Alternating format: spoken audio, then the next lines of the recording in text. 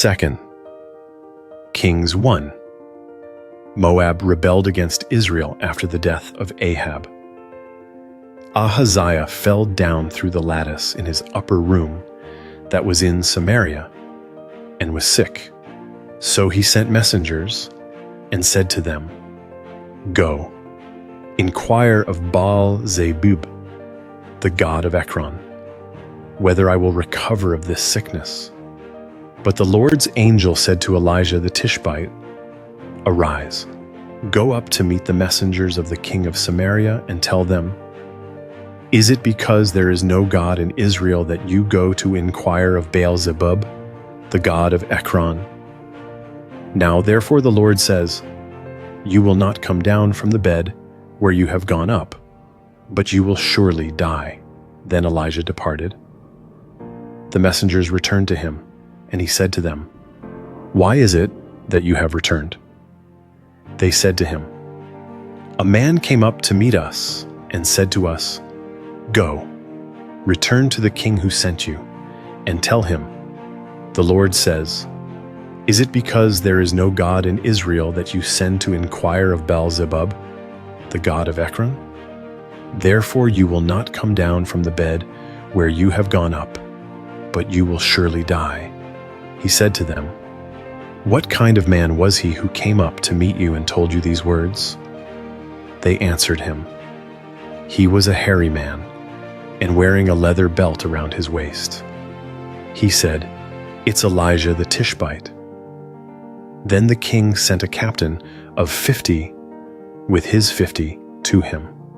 He went up to him, and behold, he was sitting on the top of the hill. He said to him, "Man of God, the king has said, 'Come down.'" Elijah answered to the captain of 50, "If I am a man of God, then let fire come down from the sky and consume you and your 50. Then fire came down from the sky and consumed him and his 50. Again he sent to him another captain of 50 with his 50. He answered him, "Man of God, the king has said, 'Come down quickly.'" Elijah answered them, "If I am a man of God, then let fire come down from the sky and consume you and your 50. Then God's fire came down from the sky and consumed him and his 50. Again he sent the captain of a third 50 with his 50. The third captain of 50 went up and came and fell on his knees before Elijah and begged him and said to him, "Man of God, please let my life and the life of these 50 of your servants be precious in your sight. Behold, fire came down from the sky and consumed the last 2 captains of 50 with their 50s. But now let my life be precious in your sight." The Lord's angel said to Elijah, "Go down with him. Don't be afraid of him." Then he arose and went down with him to the king. He said to him, "The Lord says, because you have sent messengers to inquire of Baal-zebub, the god of Ekron, is it because there is no God in Israel to inquire of his word? Therefore you will not come down from the bed where you have gone up, but you will surely die." So he died according to the Lord's word, which Elijah had spoken. Jehoram began to reign in his place in the 2nd year of Jehoram, the son of Jehoshaphat, king of Judah, because he had no son. Now the rest of the acts of Ahaziah which he did, aren't they written in the book of the Chronicles of the Kings of Israel?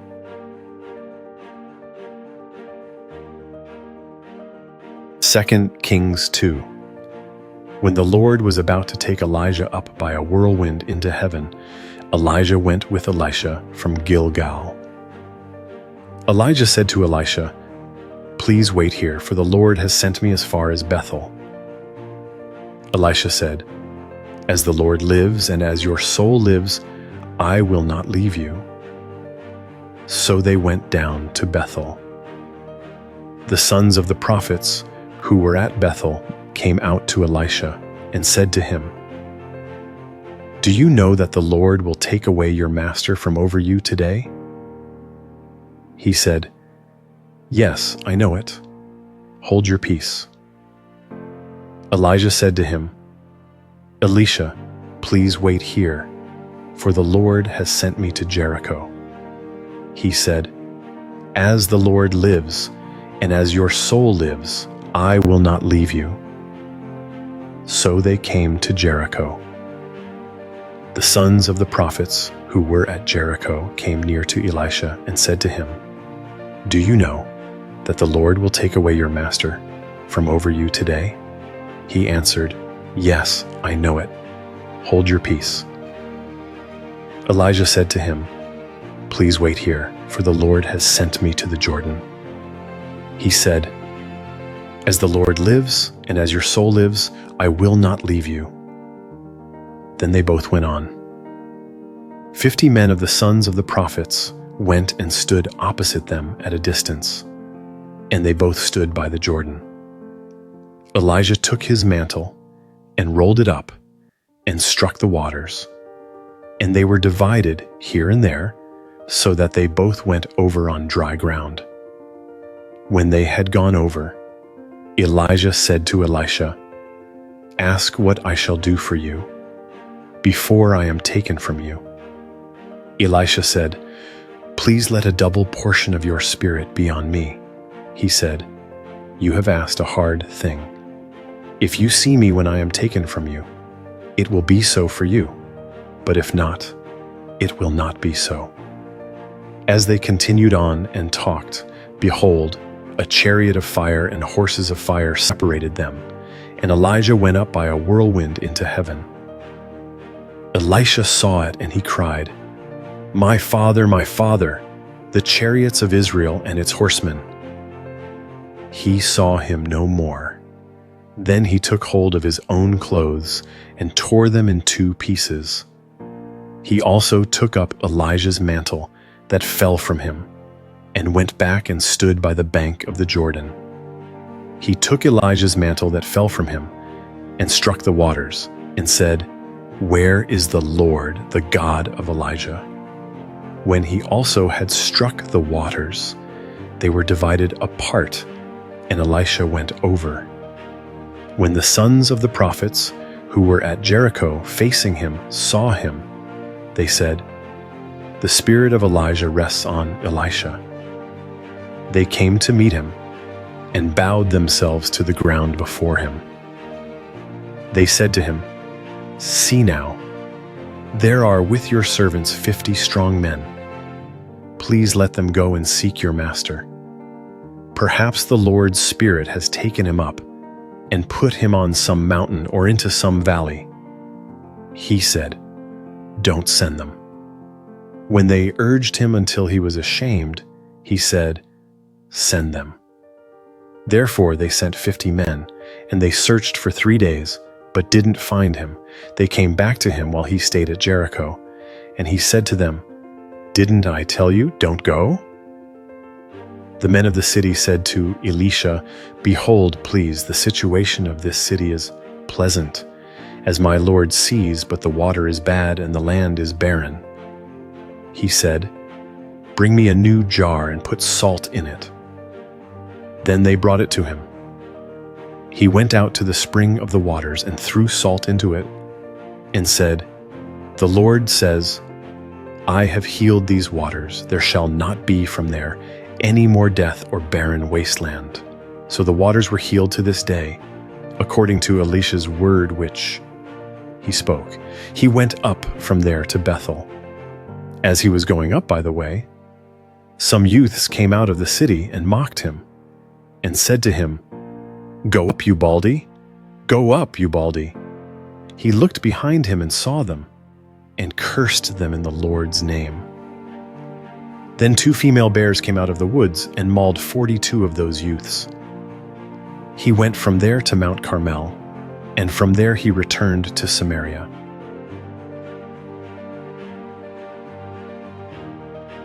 2 Kings 3.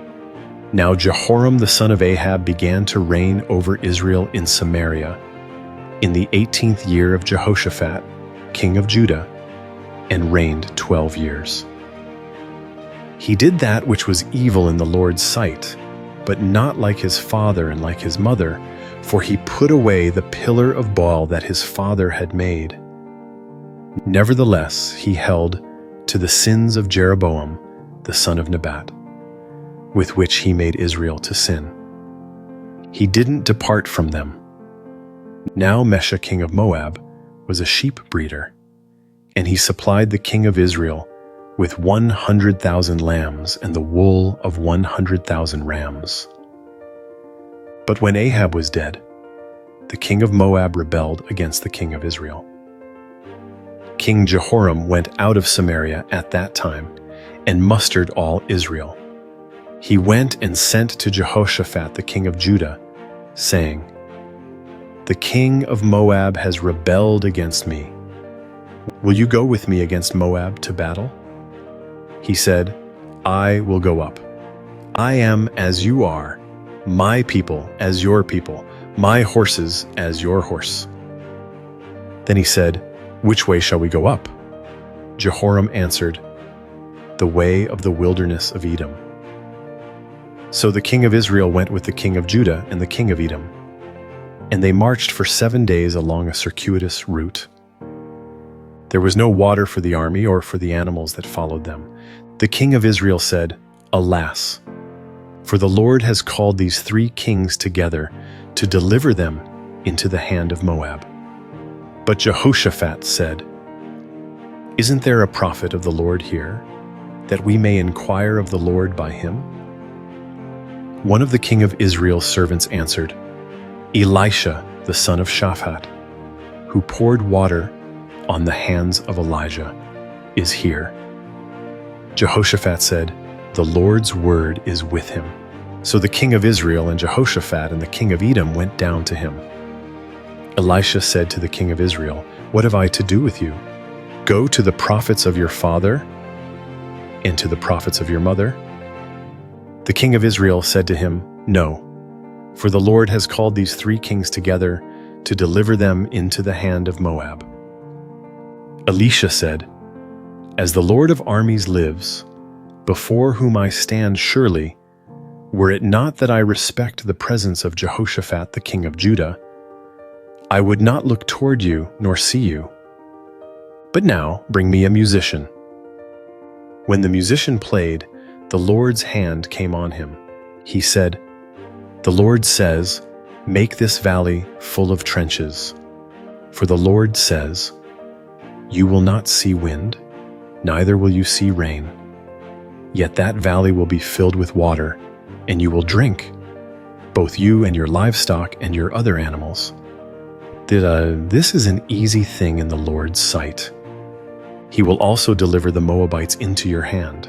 You shall strike every fortified city and every choice city, and shall fell every good tree, and stop all springs of water, and mesh every good piece of land with stones. In the morning, about the time of offering the sacrifice, behold, water came by the way of Edom, and the country was filled with water. Now when all the Moabites heard that the kings had come up to fight against them, they gathered themselves together, all who were able to put on armor, young and old, and stood on the border. They rose up early in the morning, and the sun shone on the water, and the Moabites saw the water opposite them as red as blood. They said, "This is blood. The kings are surely destroyed, and they have struck each other. Now therefore, Moab to the plunder." When they came to the camp of Israel, the Israelites rose up and struck the Moabites, so that they fled before them, and they went forward into the land, attacking the Moabites. They beat down the cities, and on every good piece of land each man cast his stone and filled it. They also stopped all the springs of water and cut down all the good trees, until in Kir Hareseth all they left was its stones. However, The men armed with slings went around it and attacked it. When the king of Moab saw that the battle was too severe for him, he took with him 700 men, who drew a sword, to break through to the king of Edom, but they could not. Then he took his oldest son, who would have reigned in his place, and offered him for a burnt offering on the wall. There was great wrath against Israel, and they departed from him and returned to their own land.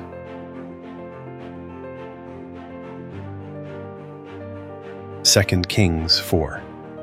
Now a certain woman of the wives of the sons of the prophets cried out to Elisha, saying, "Your servant my husband is dead. You know that your servant feared the Lord. Now the creditor has come to take for himself my 2 children to be slaves." Elisha said to her, "What should I do for you? Tell me, what do you have in the house?" She said, "Your servant has nothing in the house except a pot of oil." Then he said, "Go, borrow empty containers from all your neighbors. Don't borrow just a few containers. Go in and shut the door on you and on your sons, and pour oil into all those containers, and set aside those which are full." So she went from him and shut the door on herself and on her sons.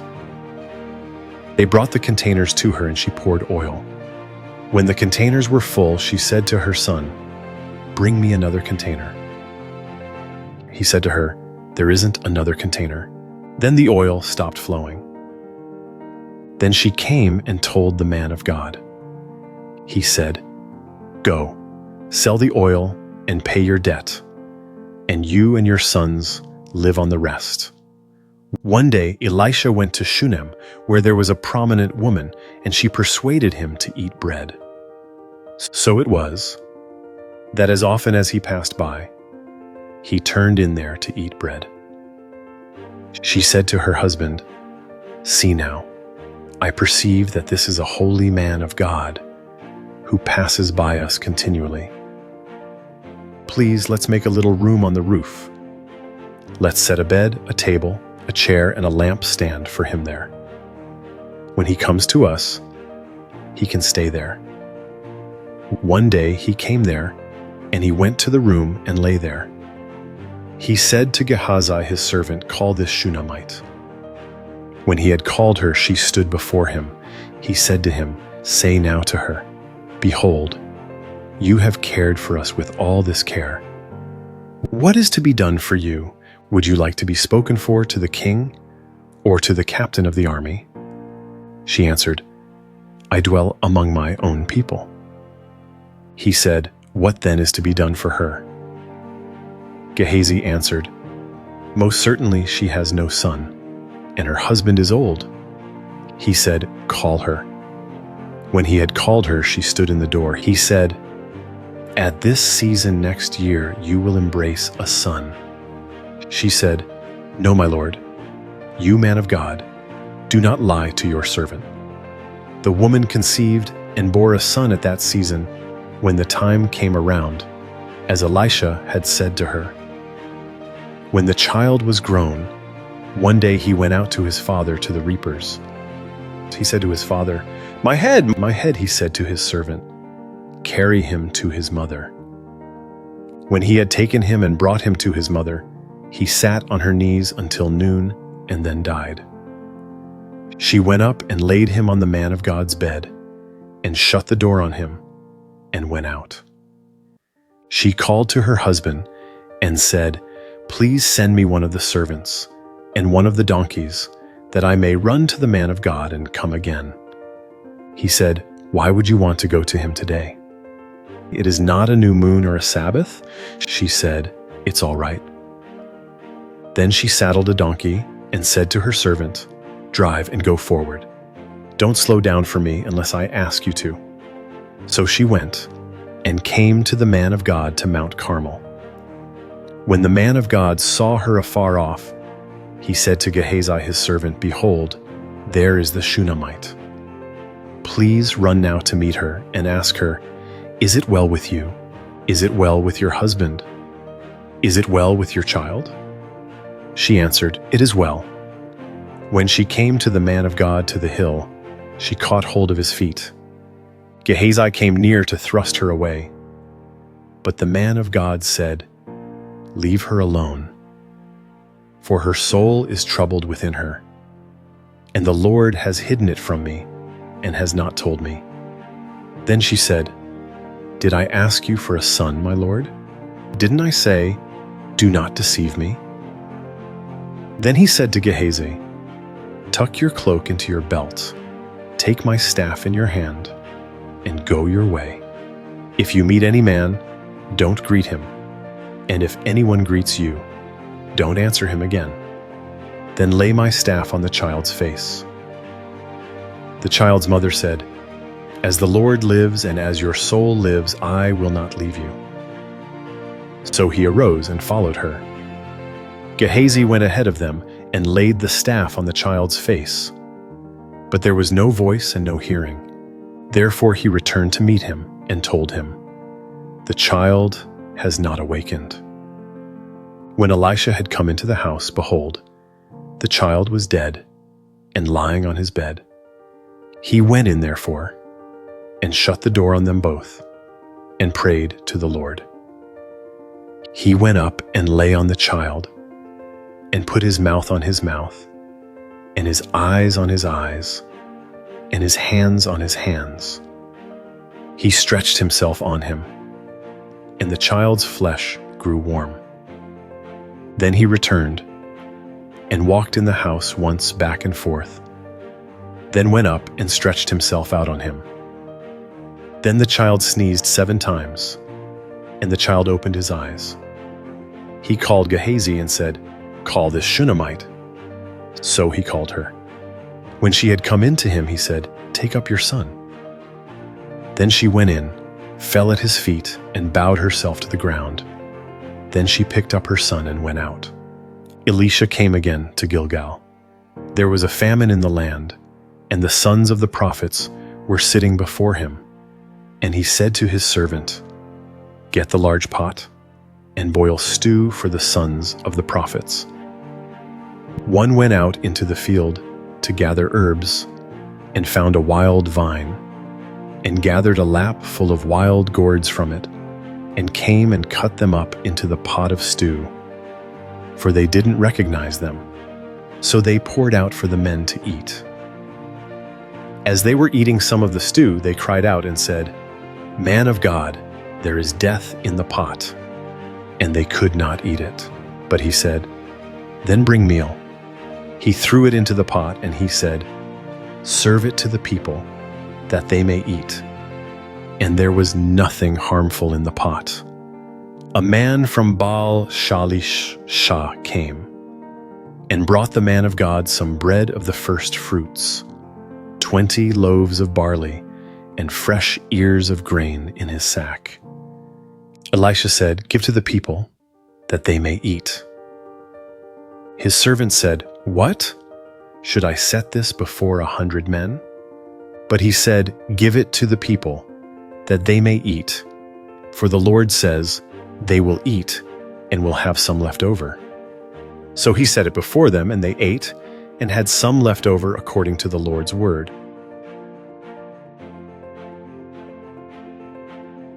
2 Kings 5. Now Naaman, captain of the army of the king of Syria, was a great man with his master and honorable, because by him the Lord had given victory to Syria. He was also a mighty man of valor, but he was a leper. The Syrians had gone out in bands, and had brought away captive out of the land of Israel a little girl, and she waited on Naaman's wife. She said to her mistress, "I wish that my Lord were with the prophet who is in Samaria. Then he would heal him of his leprosy." Someone went in and told his Lord, saying, "The girl who is from the land of Israel said this." The king of Syria said, "Go now, and I will send a letter to the king of Israel." He departed, and took with him 10 talents of silver, 6,000 pieces of gold, and 10 changes of clothing. he brought the letter to the king of Israel, saying, "Now when this letter has come to you, behold, I have sent Naaman my servant to you, that you may heal him of his leprosy." When the king of Israel had read the letter, he tore his clothes and said, "Am I God to kill and to make alive, that this man sends to me to heal a man of his leprosy? But please consider and see how he seeks a quarrel against me." It was so, when Elisha, the man of God, heard that the king of Israel had torn his clothes, that he sent to the king, saying, "Why have you torn your clothes? Let him come now to me, and he shall know that there is a prophet in Israel." So Naaman came with his horses and with his chariots, and stood at the door of the house of Elisha. Elisha sent a messenger to him, saying, "Go and wash in the Jordan 7 times, and your flesh shall come again to you, and you shall be clean." But Naaman was angry and went away and said, "Behold, I thought, he will surely come out to me, and stand and call on the name of the Lord his God, and wave his hand over the place and heal the leper. Aren't Abana and Pharpar, the rivers of Damascus, better than all the waters of Israel? Couldn't I wash in them and be clean?" So he turned and went away in a rage. His servants came near and spoke to him and said, "My father, if the prophet had asked you to do some great thing, wouldn't you have done it? How much rather then, when he says to you, 'Wash and be clean'?" Then went he down and dipped himself 7 times in the Jordan, according to the saying of the man of God.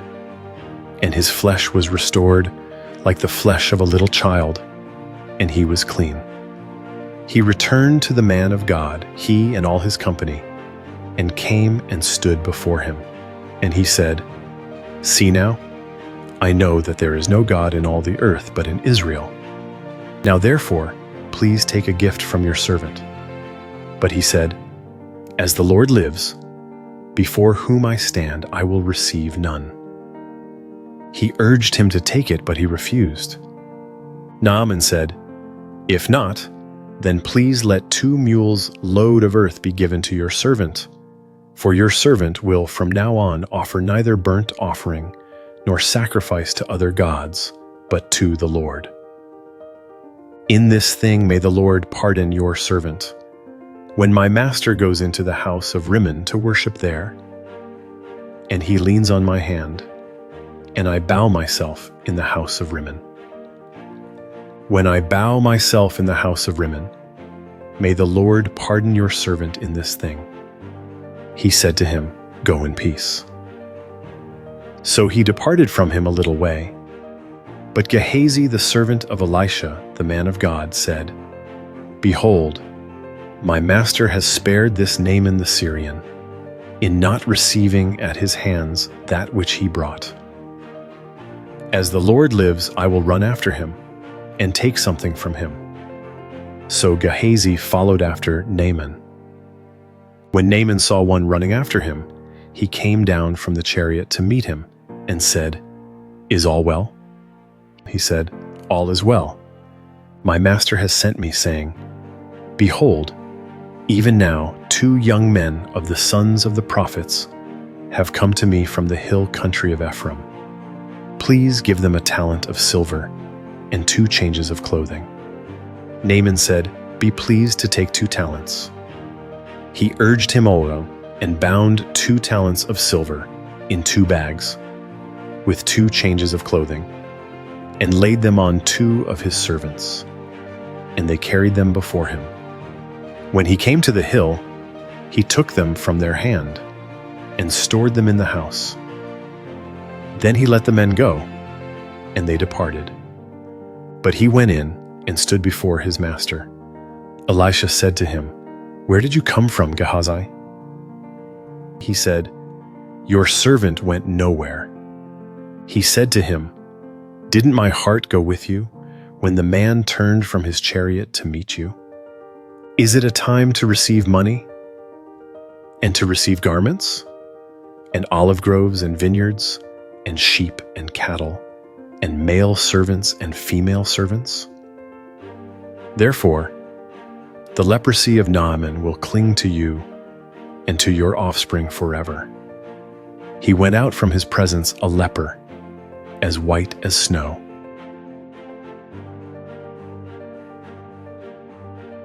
Second Kings 6. The sons of the prophets said to Elisha, "See now, the place where we live and meet with you is too small for us. Please let us go to the Jordan, and each man take a beam from there, and let's make us a place there, where we may live." He answered, "Go." One said, "Please be pleased to go with your servants." He answered, "I will go." So he went with them. When they came to the Jordan, they cut down wood. But as one was cutting down a tree, the axe head fell into the water. Then he cried out and said, "Alas, my master, for it was borrowed." The man of God asked, "Where did it fall?" He showed him the place. He cut down a stick, threw it in there, and made the iron float. He said, "Take it." So he put out his hand and took it. Now the king of Syria was at war against Israel, and he took counsel with his servants, saying, "My camp will be in such and such a place." The man of God sent to the king of Israel, saying, "Beware that you not pass this place, for the Syrians are coming down there." The king of Israel sent to the place which the man of God told him and warned him of, and he saved himself there, not once or twice. The king of Syria's heart was very troubled about this. He called his servants and said to them, "Won't you show me which of us is for the king of Israel?" One of his servants said, "No, my lord, O king. But Elisha, the prophet who is in Israel, tells the king of Israel the words that you speak in your bedroom." He said, "Go and see where he is, that I may send and get him." He was told, "Behold, he is in Dothan." Therefore he sent horses, chariots, and a great army there. They came by night and surrounded the city. When the servant of the man of God had risen early and gone out, behold, an army with horses and chariots was around the city. His servant said to him, "Alas, my master, what shall we do?" He answered, "Don't be afraid, for those who are with us are more than those who are with them." Elisha prayed and said, "Lord, please open his eyes that he may see." The Lord opened the young man's eyes, and he saw. And behold, the mountain was full of horses and chariots of fire around Elisha. When they came down to him, Elisha prayed to the Lord and said, "Please strike this people with blindness." He struck them with blindness according to Elisha's word. Elisha said to them, "This is not the way, neither is this the city. Follow me, and I will bring you to the man whom you seek." He led them to Samaria. When they had come into Samaria, Elisha said, "Lord, open these men's eyes, that they may see." The Lord opened their eyes, and they saw. And behold, they were in the middle of Samaria. The king of Israel said to Elisha, when he saw them, "My father, shall I strike them? Shall I strike them?" He answered, "You shall not strike them. Would you strike those whom you have taken captive with your sword and with your bow? Set bread and water before them, that they may eat and drink, then go to their master." He prepared a great feast for them. After they ate and drank, he sent them away, and they went to their master.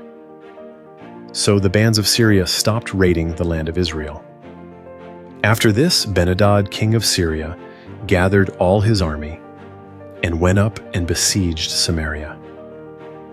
There was a great famine in Samaria. Behold, they besieged it until a donkey's head was sold for 80 pieces of silver, and the fourth part of a cob of dove's dung for 5 pieces of silver. As the king of Israel was passing by on the wall, A woman cried to him, saying, "Help, my lord, O king." He said, "If the Lord doesn't help you, where could I get help for you? From the threshing floor or from the winepress?" Then the king asked her, "What is your problem?" She answered, "This woman said to me, 'Give your son that we may eat him today, and we will eat my son tomorrow.'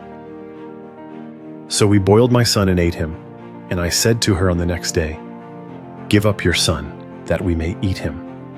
And she has hidden her son." When the king heard the words of the woman, he tore his clothes. Now he was passing by on the wall, and the people looked, and behold, he had sackcloth underneath on his body. Then he said, "God do so to me, and more also, if the head of Elisha, the son of Shaphat, stays on him today."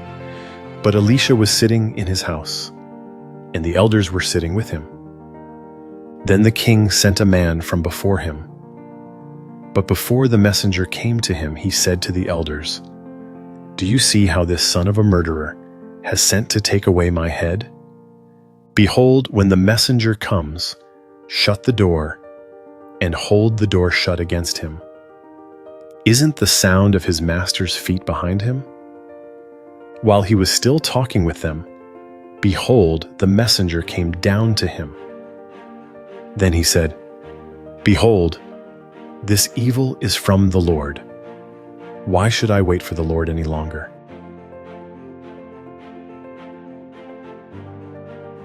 2 Kings 7. Elisha said, "Hear the Lord's word. The Lord says, tomorrow about this time, a sea of fine flour will be sold for a shekel, and 2 seahs of barley for a shekel, in the gate of Samaria." Then the captain on whose hand the king leaned answered the man of God and said, "Behold, if the Lord made windows in heaven, could this thing be?" He said, "Behold, you will see it with your eyes, but will not eat of it."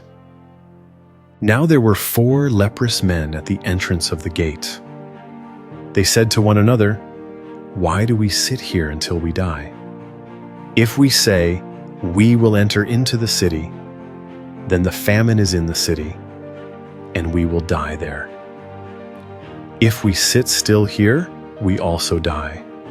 Now therefore come, and let's surrender to the army of the Syrians. If they save us alive, we will live, and if they kill us, we will only die." They rose up in the twilight to go to the camp of the Syrians. When they had come to the outermost part of the camp of the Syrians, behold, no man was there. For the Lord had made the army of the Syrians to hear the sound of chariots and the sound of horses, even the noise of a great army. And they said to one another, "Behold, the king of Israel has hired against us the kings of the Hittites and the kings of the Egyptians to attack us." Therefore they arose and fled in the twilight, and left their tents, their horses, and their donkeys, even the camp as it was, and fled for their life. When these lepers came to the outermost part of the camp, they went into one tent, and ate and drank, then carried away silver, gold, and clothing, and went and hid it. Then they came back, and entered into another tent, and carried things from there also, and went and hid them. Then they said to one another, "We aren't doing right. Today is a day of good news, and we keep silent. If we wait until the morning light, punishment will overtake us. Now therefore come, let's go and tell the king's household." So they came and called to the city gatekeepers, and they told them, "We came to the camp of the Syrians, and behold, there was no man there, not even a man's voice, but the horses tied, and the donkeys tied, and the tents as they were." Then the gatekeepers called out and told it to the king's household within. The king arose in the night and said to his servants, "I will now show you what the Syrians have done to us."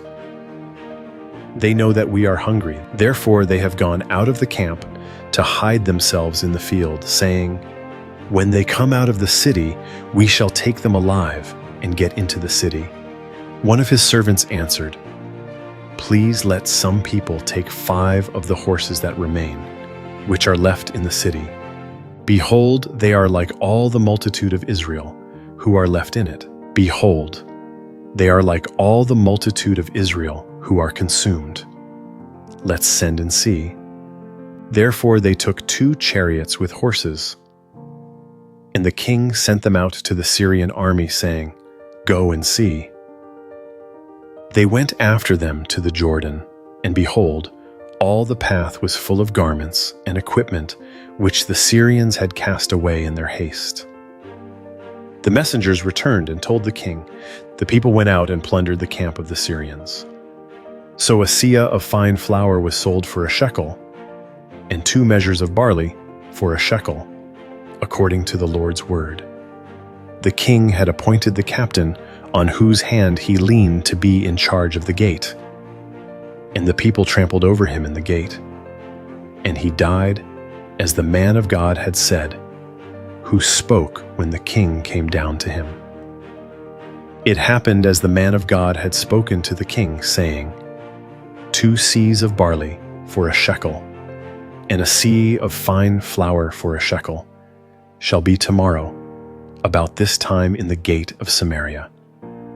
And that captain answered the man of God and said, now behold, if the Lord made windows in heaven, might such a thing be? And he said, behold, you will see it with your eyes, but will not eat of it.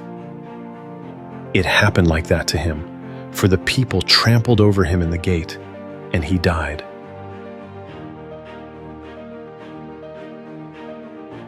Second Kings 8. Now Elisha had spoken to the woman, whose son he had restored to life, saying, arise and go, you and your household, and stay for a while wherever you can. For the Lord has called for a famine. It will also come on the land for 7 years. The woman arose and did according to the man of God's word. She went with her household and lived in the land of the Philistines for 7 years. At the end of 7 years, the woman returned from the land of the Philistines. Then she went out to beg the king for her house and for her land. Now the king was talking with Gehazi, the servant of the man of God, saying, please tell me all the great things that Elisha has done, as he was telling the king how he had restored to life him who was dead. Behold, the woman whose son he had restored to life begged the king for her house and for her land. Gehazi said, my lord, O king, this is the woman, and this is her son, whom Elisha restored to life. When the king asked the woman, she told him. So the king appointed to her a certain officer, saying, restore all that was hers, and all the fruits of the field since the day that she left the land, even until now. Elisha came to Damascus, and Ben-Hadad the king of Syria was sick. He was told, the man of God has come here. The king said to Hazael, take a present in your hand, and go meet the man of God, and inquire of the Lord by him, saying, will I recover from this sickness? So Hazael went to meet him, and took a present with him, even of every good thing of Damascus, 40 camels' burden, and came and stood before him and said, your son, Ben-Hadad, king of Syria, has sent me to you, saying, will I recover from this sickness? Elisha said to him, go, tell him, you will surely recover. However, the Lord has shown me that he will surely die. He settled his gaze steadfastly on him until he was ashamed. Then the man of God wept. Hazael said, why do you weep, my lord? He answered, because I know the evil that you will do to the children of Israel. You will set their strongholds on fire, and you will kill their young men with the sword, and will dash their little ones in pieces, and rip up their pregnant women." Hazael said, "But what is your servant who is but a dog, that he could do this great thing?" Elisha answered, "The Lord has shown me that you will be king over Syria." Then he departed from Elisha and came to his master, who said to him, "What did Elisha say to you?" He answered, "He told me that you would surely recover." On the next day he took a thick cloth, dipped it in water, and spread it on the king's face so that he died. Then Hazael reigned in his place. In the 5th year of Joram the son of Ahab, king of Israel, Jehoshaphat being king of Judah, then Jehoram the son of Jehoshaphat, king of Judah, began to reign. He was 32 years old when he began to reign. He reigned 8 years in Jerusalem. He walked in the way of the kings of Israel, as did Ahab's house, for he married Ahab's daughter. He did that which was evil in the Lord's sight. However, the Lord would not destroy Judah for David his servant's sake, as he promised him to give to him a lamp for his children always. In his days Edom revolted from under the hand of Judah and made a king over themselves. Then Joram crossed over to Zair, and all his chariots with him, and he rose up by night and struck the Edomites, who surrounded him with the captains of the chariots. And the people fled to their tents. So Edom revolted from under the hand of Judah to this day. Then Libnah revolted at the same time. The rest of the acts of Joram and all that he did, aren't they written in the book of the Chronicles of the Kings of Judah? Joram slept with his fathers and was buried with his fathers in David's city. And Ahaziah, his son, reigned in his place. In the 12th year of Joram the son of Ahab, king of Israel, Ahaziah the son of Jehoram, king of Judah, began to reign. Ahaziah was 22 years old when he began to reign, and he reigned 1 year in Jerusalem. His mother's name was Athaliah, the daughter of Omri, king of Israel. He walked in the way of Ahab's house, and did that which was evil in the Lord's sight, as did Ahab's house. For he was the son-in-law of Ahab's house. He went with Joram the son of Ahab to war against Hazael king of Syria at Ramoth Gilead. And the Syrians wounded Joram. King Joram returned to be healed in Jezreel from the wounds which the Syrians had given him at Ramah, when he fought against Hazael king of Syria. Ahaziah the son of Jehoram, king of Judah, went down to see Joram the son of Ahab in Jezreel, because he was sick.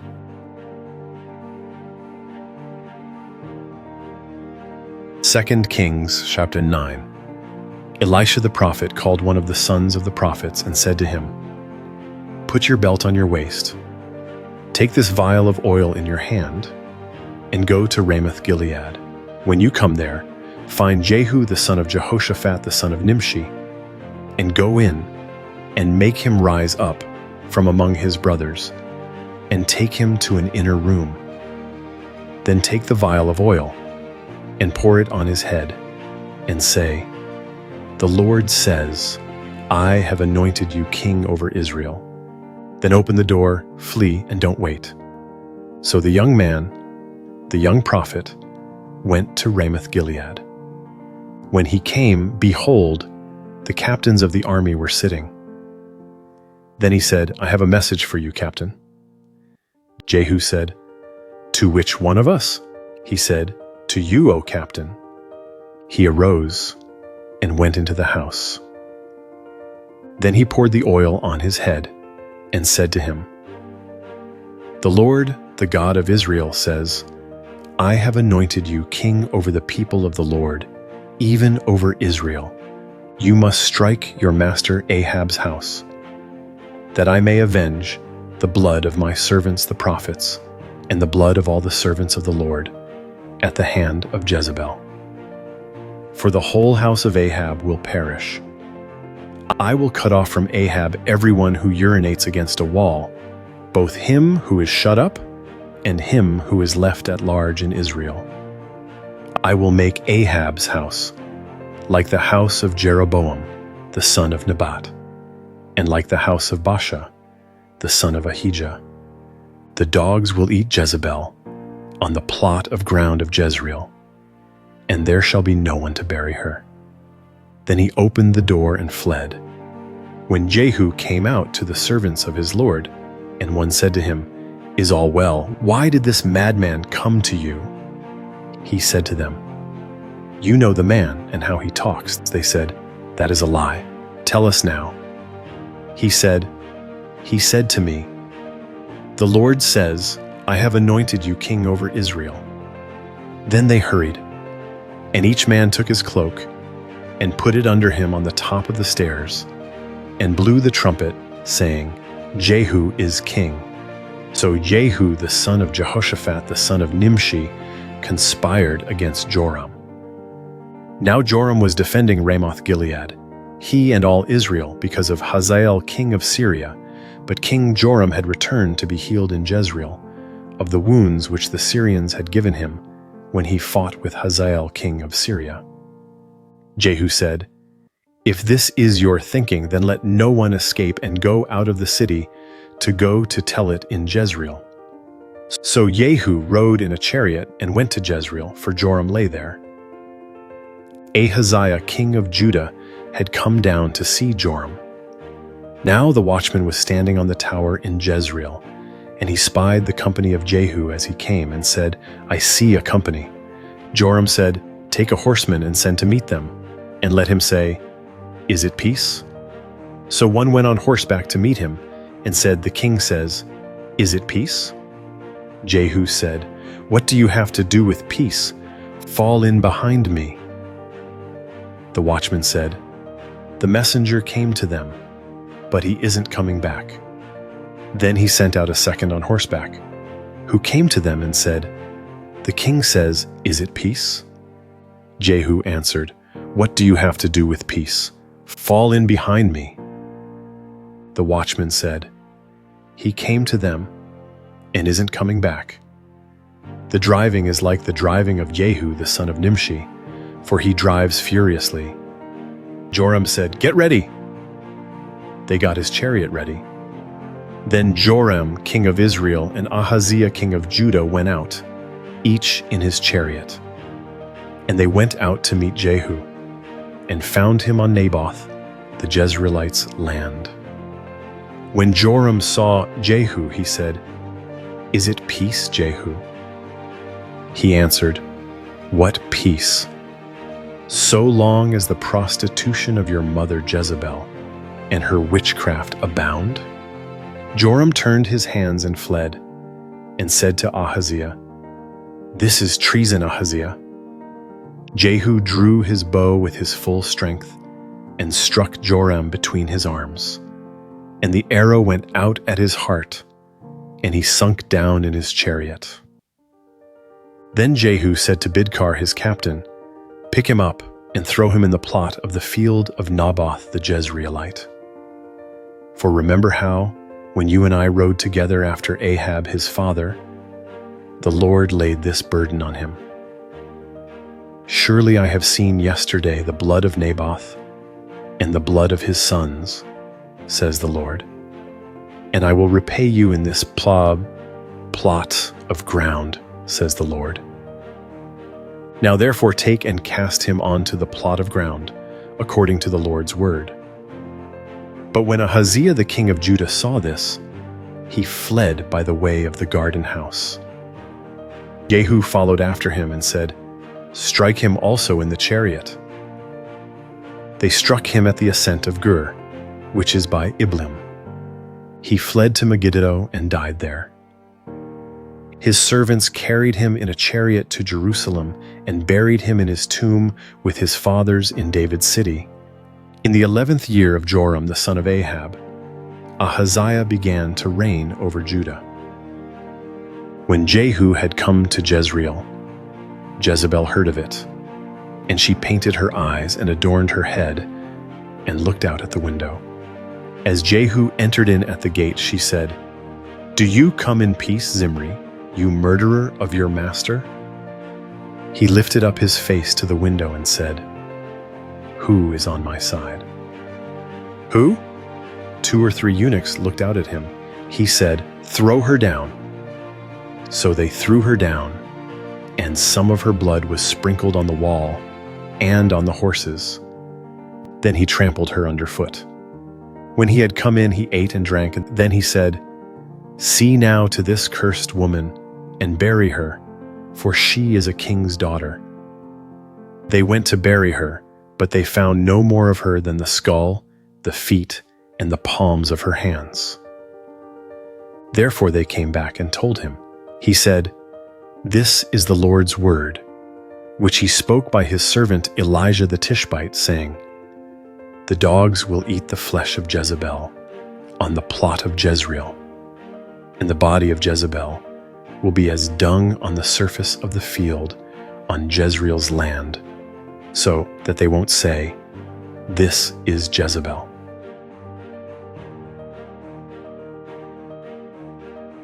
2 Kings 10. Now Ahab had 70 sons in Samaria. Jehu wrote letters and sent them to Samaria, to the rulers of Jezreel, even the elders, and to those who brought up Ahab's sons, saying, "Now as soon as this letter comes to you, since your master's sons are with you, and you have chariots and horses, a fortified city also, and armor, select the best and fittest of your master's sons, set him on his father's throne, and fight for your master's house." But they were exceedingly afraid and said, "Behold, the 2 kings didn't stand before him. How then shall we stand? He who was over the household, and he who was over the city, the elders also, and those who raised the children, sent to Jehu, saying, 'We are your servants, and will do all that you ask us. We will not make any man king. You do that which is good in your eyes.' Then he wrote a letter the second time to them, saying, 'If you are on my side, and if you will listen to my voice, take the heads of the men who are your master's sons, and come to me to Jezreel by tomorrow this time.' Now the king's sons, being 70 persons, were with the great men of the city who brought them up. When the letter came to them, they took the king's sons and killed them, even 70 people, and put their heads in baskets, and sent them to him to Jezreel. A messenger came and told him, 'They have brought the heads of the king's sons.' He said, 'Lay them in 2 heaps at the entrance of the gate until the morning.' In the morning he went out and stood, and said to all the people, 'You are righteous. Behold, I conspired against my master and killed him, but who killed all these? Know now that nothing will fall to the earth of the Lord's word, which the Lord spoke concerning Ahab's house. For the Lord has done that which he spoke by his servant Elijah.' So Jehu struck all that remained of Ahab's house in Jezreel, with all his great men, his familiar friends, and his priests, until he left him no one remaining. He arose and departed, and went to Samaria. As he was at the shearing house of the shepherds on the way, Jehu met with the brothers of Ahaziah, king of Judah, and said, 'Who are you?' They answered, 'We are the brothers of Ahaziah. We are going down to greet the children of the king and the children of the queen.' He said, 'Take them alive.' They took them alive and killed them at the pit of the shearing house, even 42 men. He didn't leave any of them. When he had departed from there, he met Jehonadab, the son of Rechab, coming to meet him. He greeted him and said to him, 'Is your heart right, as my heart is with your heart?' Jehonadab answered, 'It is.' 'If it is, give me your hand.' He gave him his hand, and he took him up to him into the chariot. He said, 'Come with me, and see my zeal for the Lord.' So they made him ride in his chariot. When he came to Samaria, he struck all who remained to Ahab in Samaria, until he had destroyed them, according to the Lord's word which he spoke to Elijah. Jehu gathered all the people together and said to them, Ahab served Baal a little, but Jehu will serve him much. Now therefore call to me all the prophets of Baal, all of his worshippers and all of his priests. Let no one be absent, for I have a great sacrifice to Baal. Whoever is absent, he shall not live. But Jehu did deceptively, intending to destroy the worshippers of Baal. Jehu said, Sanctify a solemn assembly for Baal. So they proclaimed it. Jehu sent through all Israel, and all the worshippers of Baal came, so that there was not a man left that didn't come. They came into the house of Baal, and the house of Baal was filled from one end to another. He said to him who kept the wardrobe, Bring out robes for all the worshippers of Baal. So he brought robes out to them. Jehu went with Jehonadab, the son of Reshab, into the house of Baal. Then he said to the worshippers of Baal, Search, and see that none of the servants of the Lord are here with you, but only the worshippers of Baal. So they went in to offer sacrifices and burnt offerings. Now Jehu had appointed for himself 80 men outside, and said, If any of the men whom I bring into your hands escape, he who lets him go, his life shall be for the life of him. As soon as he had finished offering the burnt offering, Jehu said to the guard and to the captains, Go in and kill them, let no one escape. So they struck them with the edge of the sword. The guard and the captains threw the bodies out, and went to the inner shrine of the house of Baal. They brought out the pillars that were in the house of Baal and burned them. They broke down the pillar of Baal, and broke down the house of Baal, and made it a latrine to this day. Thus Jehu destroyed Baal out of Israel. However, Jehu didn't depart from the sins of Jeroboam, the son of Nebat, with which he made Israel to sin, the golden calves that were in Bethel and that were in Dan. The Lord said to Jehu, Because you have done well in executing that which is right in my eyes, and have done to Ahab's house according to all that was in my heart, your descendants shall sit on the throne of Israel to the 4th generation. But Jehu took no heed to walk in the law of the Lord, the God of Israel, with all his heart. He didn't depart from the sins of Jeroboam, with which he made Israel to sin. In those days, the Lord began to cut away parts of Israel, and Hazael struck them in all the borders of Israel, from the Jordan eastward, all the land of Gilead, the Gadites, and the Reubenites, and the Manassites, from Aroer, which is by the valley of the Arnon, even Gilead and Bashan. Now the rest of the acts of Jehu and all that he did and all his might, aren't they written in the book of the Chronicles of the Kings of Israel? Jehu slept with his fathers, and they buried him in Samaria. Jehoahaz his son reigned in his place. The time that Jehu reigned over Israel in Samaria was 28 years.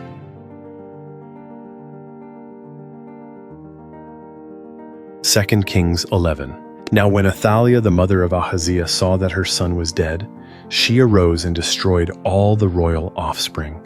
But Jehosheba, the daughter of King Joram, sister of Ahaziah, took Joash, the son of Ahaziah, and stole him away from among the king's sons who were slain, even him and his nurse, and put them in the bedroom, and they hid him from Athaliah, so that he was not slain.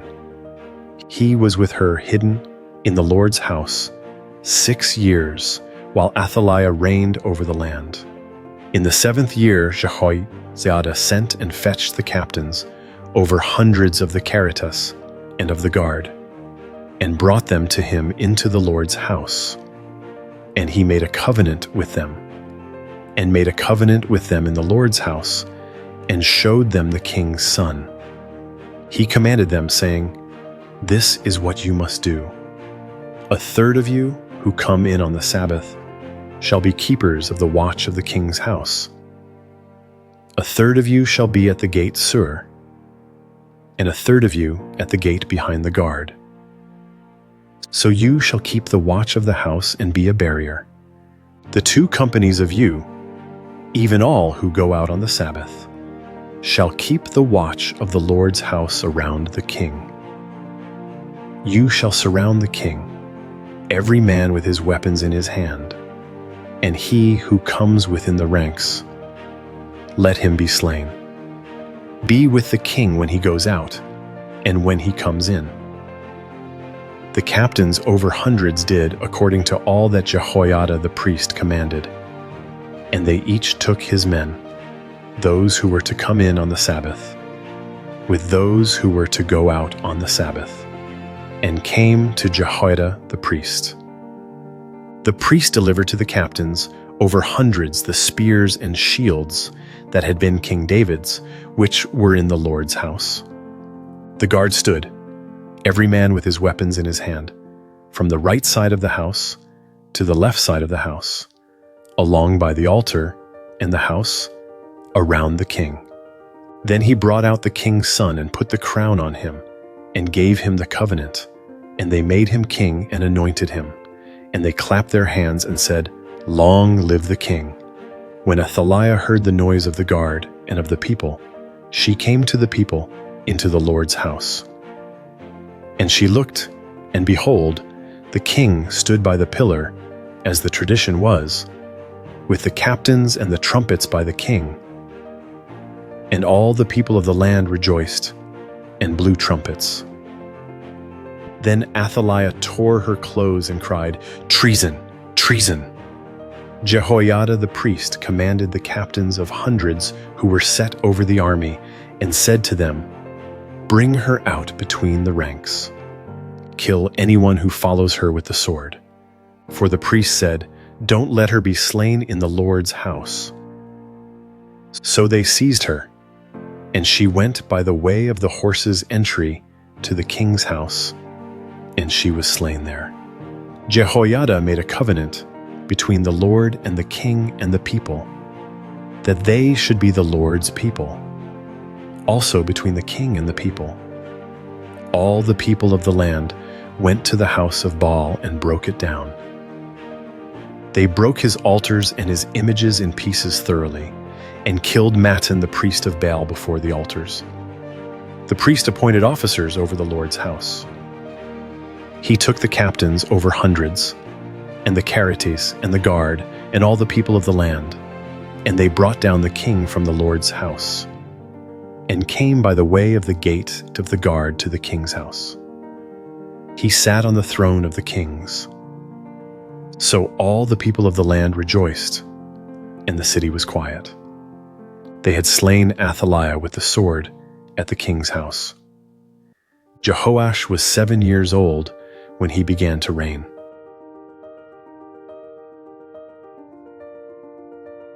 2 Kings 12. Jehoash began to reign in the 7th year of Jehu, and he reigned 40 years in Jerusalem. His mother's name was Zibiah of Beersheba. Jehoash did that which was right in the Lord's eyes all his days, in which Jehoiada the priest instructed him. However, the high places were not taken away. The people still sacrificed and burned incense in the high places. Jehoash said to the priests, "All the money of the holy things that is brought into the Lord's house, in current money, the money of the people for whom each man is evaluated, and all the money that it comes into any man's heart to bring into the Lord's house, let the priests take it to them, each man from his donor, and they shall repair the damage to the house, wherever any damage is found." But it was so that in the 23rd year of King Jehoash, the priests had not repaired the damage to the house.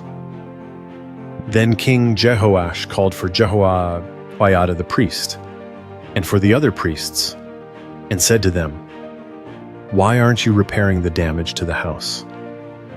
Now therefore take no more money from your treasurers, but deliver it for repair of the damage to the house." The priests consented that they should take no more money from the people, and not repair the damage to the house. But Jehoiada the priest took a chest, and bored a hole in its lid, and set it beside the altar, on the right side, as one comes into the Lord's house. And the priests who kept the threshold put all the money that was brought into the Lord's house into it. When they saw that there was much money in the chest, the king's scribe and the high priest came up, and they put it in bags and counted the money that was found in the Lord's house. They gave the money that was weighed out into the hands of those who did the work, who had the oversight of the Lord's house. And they paid it out to the carpenters and the builders who worked on the Lord's house, and to the masons and the stone cutters, and for buying timber and cut stone to repair the damage to the Lord's house, and for all that was laid out for the house to repair it. But there were not made for the Lord's house cups of silver, snuffers, basins, trumpets, any vessels of gold or vessels of silver of the money that was brought into the Lord's house. For they gave that to those who did the work, and repaired the Lord's house with it. Moreover, they didn't demand an accounting from the men into whose hand they delivered the money to give to those who did the work, for they dealt faithfully. The money for the trespass offerings and the money for the sin offerings was not brought into the Lord's house. It was the priests. Then Hazael, king of Syria, went up and fought against Gath, and took it. And Hazael set his face to go up to Jerusalem. Jehoash, king of Judah, took all the holy things that Jehoshaphat and Jehoram and Ahaziah, his fathers, kings of Judah, had dedicated, and his own holy things, and all the gold that was found in the treasures of the Lord's house and of the king's house, and sent it to Hazael, king of Syria, and he went away from Jerusalem. Now the rest of the acts of Joash and all that he did, aren't they written in the book of the Chronicles of the Kings of Judah?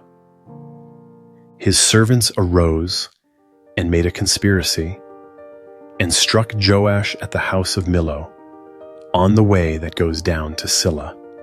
For Josachar the son of Shimeth, and Jehozabad the son of Shomer, his servants struck him, and he died. And they buried him with his fathers in David's city, and Amaziah his son reigned in his place.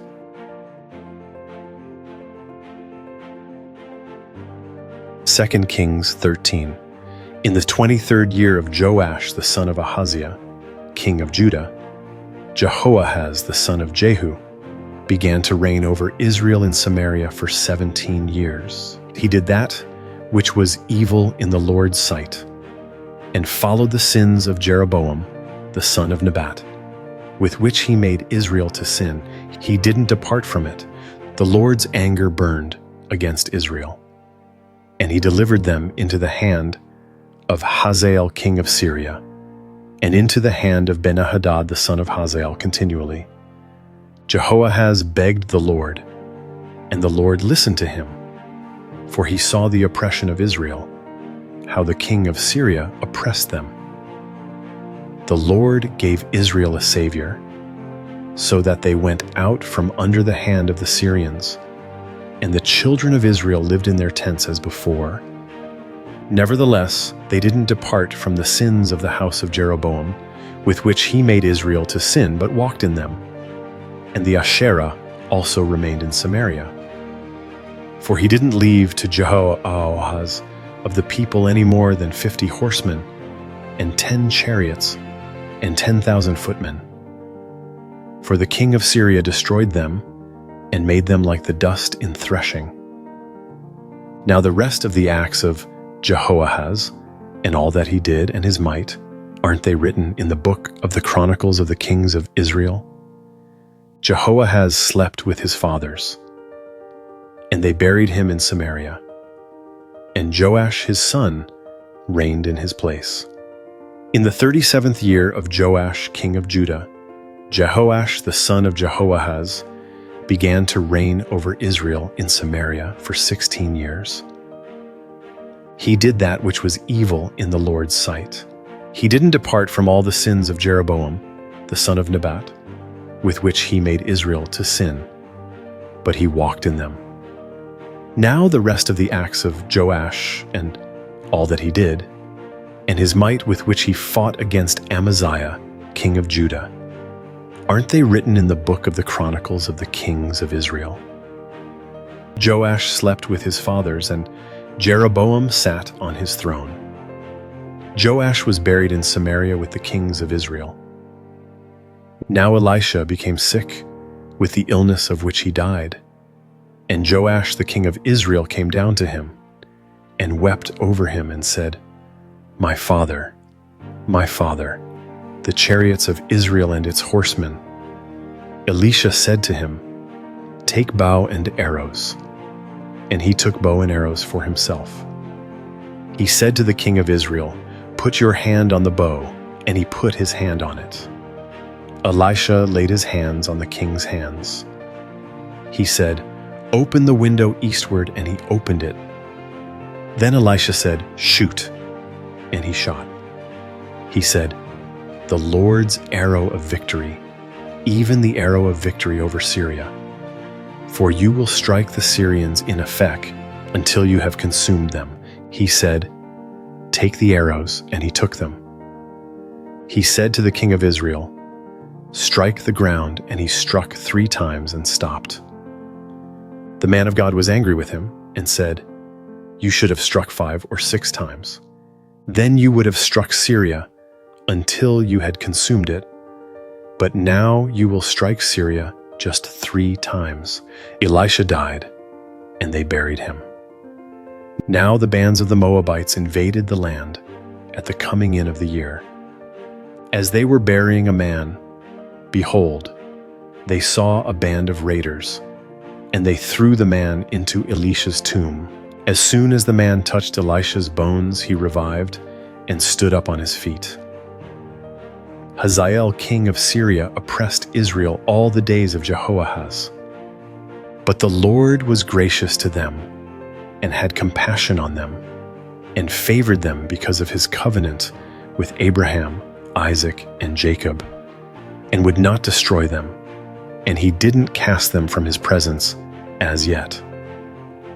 Hazael king of Syria died, and Ben-Hadad his son reigned in his place. Jehoash the son of Jehoahaz took again out of the hand of Ben-Hadad, the son of Hazael, the cities which he had taken out of the hand of Jehoahaz his father by war. Joash struck him 3 times and recovered the cities of Israel.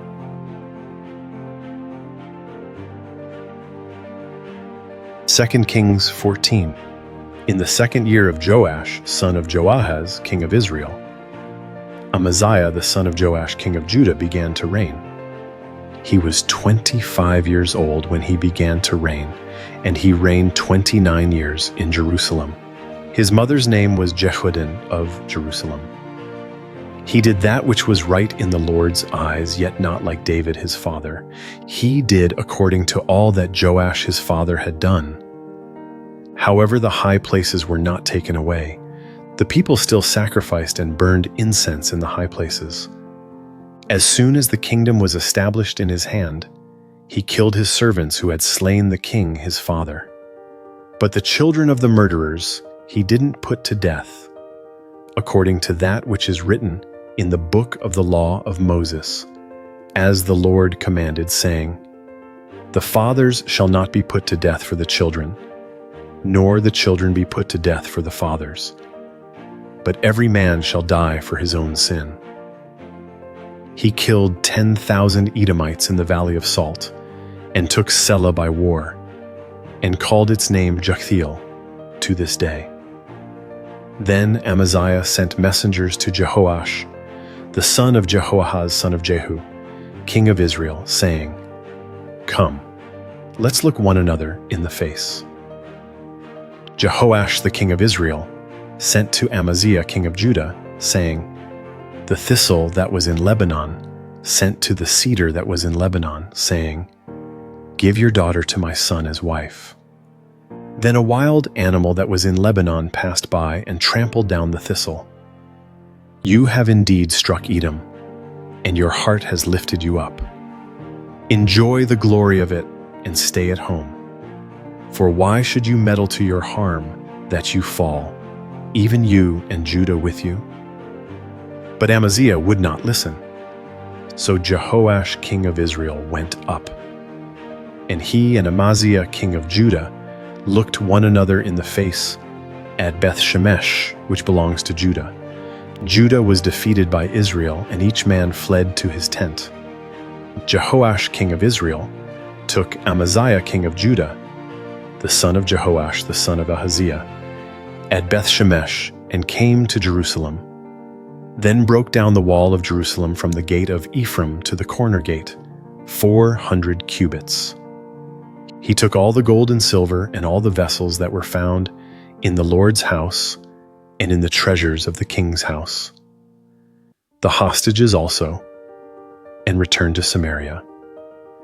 Now the rest of the acts of Jehoash, which he did, and his might and how he fought with Amaziah king of Judah, aren't they written in the book of the Chronicles of the Kings of Israel? Jehoash slept with his fathers and was buried in Samaria with the kings of Israel. And Jeroboam his son reigned in his place. Amaziah the son of Joash, king of Judah, lived after the death of Jehoash, son of Jehoahaz, king of Israel, 15 years. Now the rest of the acts of Amaziah, aren't they written in the book of the Chronicles of the Kings of Judah? They made a conspiracy against him in Jerusalem, and he fled to Lachish. But they sent after him to Lachish and killed him there. They brought him on horses, and he was buried at Jerusalem with his fathers in David's city. All the people of Judah took Azariah, who was 16 years old, and made him king in the place of his father Amaziah. He built Elath and restored it to Judah.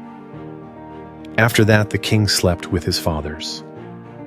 In the 15th year of Amaziah, the son of Joash, king of Judah, Jeroboam the son of Joash, king of Israel, began to reign in Samaria for 41 years. He did that which was evil in the Lord's sight. He didn't depart from all the sins of Jeroboam the son of Nebat, with which he made Israel to sin. He restored the border of Israel from the entrance of Hamath to the sea of the Arabah, according to the Lord, the God of Israel's word, which he spoke by his servant Jonah, the son of Amittai, the prophet, who was from Gath-Hepher. For the Lord saw the affliction of Israel, that it was very bitter for all, slave and free, and there was no helper for Israel. The Lord didn't say that he would blot out the name of Israel from under the sky, but he saved them by the hand of Jeroboam the son of Joash. Now the rest of the acts of Jeroboam, and all that he did and his might, how he fought and how he recovered Damascus and Hamath, which had belonged to Judah for Israel, aren't they written in the book of the Chronicles of the Kings of Israel? Jeroboam slept with his fathers, even with the kings of Israel, and Zechariah his son reigned in his place.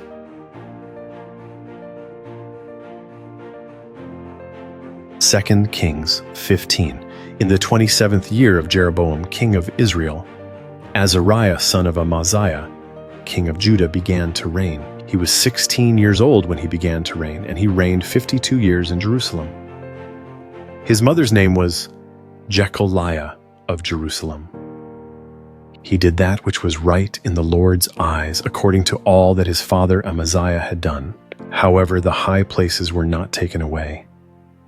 The people still sacrificed and burned incense in the high places.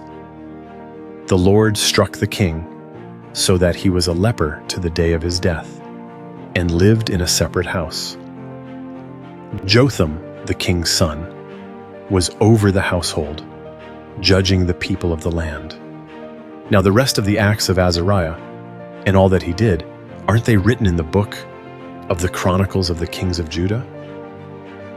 Azariah slept with his fathers, and they buried him with his fathers in David's city. And Jotham his son reigned in his place. In the 38th year of Azariah, king of Judah, Zechariah the son of Jeroboam reigned over Israel in Samaria 6 months. He did that which was evil in the Lord's sight, as his fathers had done. He didn't depart from the sins of Jeroboam, the son of Nebat, with which he made Israel to sin. Shallum the son of Jabesh conspired against him, and struck him before the people and killed him, and reigned in his place. Now the rest of the acts of Zechariah, behold, they are written in the book of the Chronicles of the Kings of Israel. This was the Lord's word which he spoke to Jehu, saying, Your sons, to the 4th generation, shall sit on the throne of Israel. So it came to pass. Shallum the son of Jabesh began to reign in the 39th year of Uzziah, king of Judah, and he reigned for a month in Samaria. Menahem the son of Gadi went up from Tirzah, came to Samaria, struck Shallum the son of Jabesh in Samaria, killed him, and reigned in his place. Now the rest of the acts of Shallum and his conspiracy which he made, behold, they are written in the book of the Chronicles of the Kings of Israel. Then Menahem attacked Tiphsah and all who were in it and its border areas from Tirzah. He attacked it because they didn't open their gates to him, and he ripped up all their women who were with child. In the 39th year of Azariah king of Judah, Menahem the son of Gadi began to reign over Israel for 10 years in Samaria. He did that which was evil in the Lord's sight. He didn't depart all his days from the sins of Jeroboam the son of Nebat, with which he made Israel to sin. Pul the king of Assyria came against the land, and Menahem gave Pul 1,000 talents of silver, that his hand might be with him to confirm the kingdom in his hand. Menahem exacted the money from Israel, even from all the mighty men of wealth, from each man 50 shekels of silver, to give to the king of Assyria. So the king of Assyria turned back and didn't stay there in the land. Now the rest of the acts of Menahem and all that he did, aren't they written in the book of the Chronicles of the Kings of Israel? Menahem slept with his fathers, and Pekahiah his son reigned in his place. In the 50th year of Azariah king of Judah, Pekahiah the son of Menahem began to reign over Israel in Samaria for 2 years. He did that which was evil in the Lord's sight. He didn't depart from the sins of Jeroboam the son of Nebat, with which he made Israel to sin. Pekah the son of Remaliah, his captain, conspired against him and attacked him in Samaria, in the fortress of the king's house, with Argob and Arieh, and with him were 50 men of the Gileadites. He killed him and reigned in his place. Now the rest of the acts of Pekahiah and all that he did, behold, they are written in the book of the Chronicles of the Kings of Israel. In the 52nd year of Azariah king of Judah, Pekah the son of Remaliah began to reign over Israel in Samaria for 20 years. He did that which was evil in the Lord's sight. He didn't depart from the sins of Jeroboam, the son of Nebat, with which he made Israel to sin. In the days of Pekah king of Israel, Tiglath-Pileser king of Assyria came and took Ijon, Abel-Beth-Makkah, Genoa, Kedesh, Hazor, Gilead and Galilee, all the land of Naphtali, and he carried them captive to Assyria. Hoshea the son of Elah made a conspiracy against Pekah the son of Remaliah, attacked him, killed him, and reigned in his place. In the 20th year of Jotham the son of Uzziah, Now the rest of the acts of Pekah, and all that he did, behold, they are written in the book of the Chronicles of the Kings of Israel. In the 2nd year of Pekah, the son of Remaliah, king of Israel, Jotham, the son of Uzziah, king of Judah, began to reign. He was 25 years old when he began to reign, and he reigned 16 years in Jerusalem. His mother's name was Jerusha, the daughter of Zadok. He did that which was right in the Lord's eyes. He did according to all that his father Uzziah had done. However, the high places were not taken away. The people still sacrificed and burned incense in the high places. He built the upper gate of the Lord's house. Now the rest of the acts of Jotham and all that he did, aren't they written in the book of the Chronicles of the Kings of Judah? In those days, the Lord began to send Rezin, the king of Syria, and Pekah, the son of Remaliah, against Judah. Jotham slept with his fathers and was buried with his fathers in his father David's city, and Ahaz his son reigned in his place.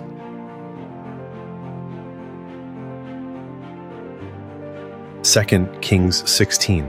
In the 17th year of Pekah, the son of Remaliah, Ahaz the son of Jotham, king of Judah, began to reign. Ahaz was 20 years old when he began to reign, and he reigned 16 years in Jerusalem. He didn't do that which was right in the Lord his God's eyes, like David his father, but he walked in the way of the kings of Israel, and even made his son to pass through the fire, according to the abominations of the nations whom the Lord cast out from before the children of Israel. He sacrificed and burned incense in the high places, on the hills, and under every green tree. Then Rezin, king of Syria, and Pekah, son of Remaliah, king of Israel, came up to Jerusalem to wage war. They besieged Ahaz, but could not overcome him. At that time, Rezin, king of Syria, recovered Elath to Syria, and drove the Jews from Elath. And the Syrians came to Elath, and live there to this day. So Ahaz sent messengers to Tiglath-Pileser, king of Assyria, saying, I am your servant and your son. Come up and save me out of the hand of the king of Syria and out of the hand of the king of Israel, who rise up against me. Ahaz took the silver and gold that was found in the Lord's house and in the treasures of the king's house, and sent it for a present to the king of Assyria. The king of Assyria listened to him, and the king of Assyria went up against Damascus and took it and carried its people captive to Kir and killed Rezin. King Ahaz went to Damascus to meet Tiglath-Pileser, king of Assyria, and saw the altar that was at Damascus. And King Ahaz sent to Urijah the priest a drawing of the altar and plans to build it. Urijah the priest built an altar, according to all that King Ahaz had sent from Damascus. So Urijah the priest made it for the coming of King Ahaz from Damascus. When the king had come from Damascus, the king saw the altar, and the king came near to the altar and offered on it. He burned his burnt offering and his meal offering, poured his drink offering, and sprinkled the blood of his peace offerings on the altar. The bronze altar, which was before the Lord, he brought from the front of the house, from between his altar and the Lord's house, and put it on the north side of his altar. King Ahaz commanded Urijah the priest, saying, On the great altar burn the morning burnt offering, the evening meal offering, the king's burnt offering, and his meal offering, with the burnt offering of all the people of the land, their meal offering and their drink offerings, and sprinkle on it all the blood of the burnt offering and all the blood of the sacrifice. But the bronze altar will be for me to inquire by. Urijah the priest did so, according to all that King Ahaz commanded. King Ahaz cut off the panels of the bases and removed the basin from off them, and took down the sea from off the bronze oxen that were under it, and put it on a pavement of stone. He removed the covered way for the Sabbath that they had built in the house, and the king's outer entrance to the Lord's house, because of the king of Assyria. Now the rest of the acts of Ahaz which he did, aren't they written in the book of the Chronicles of the Kings of Judah? Ahaz slept with his fathers, and was buried with his fathers in David's city, and Hezekiah his son reigned in his place.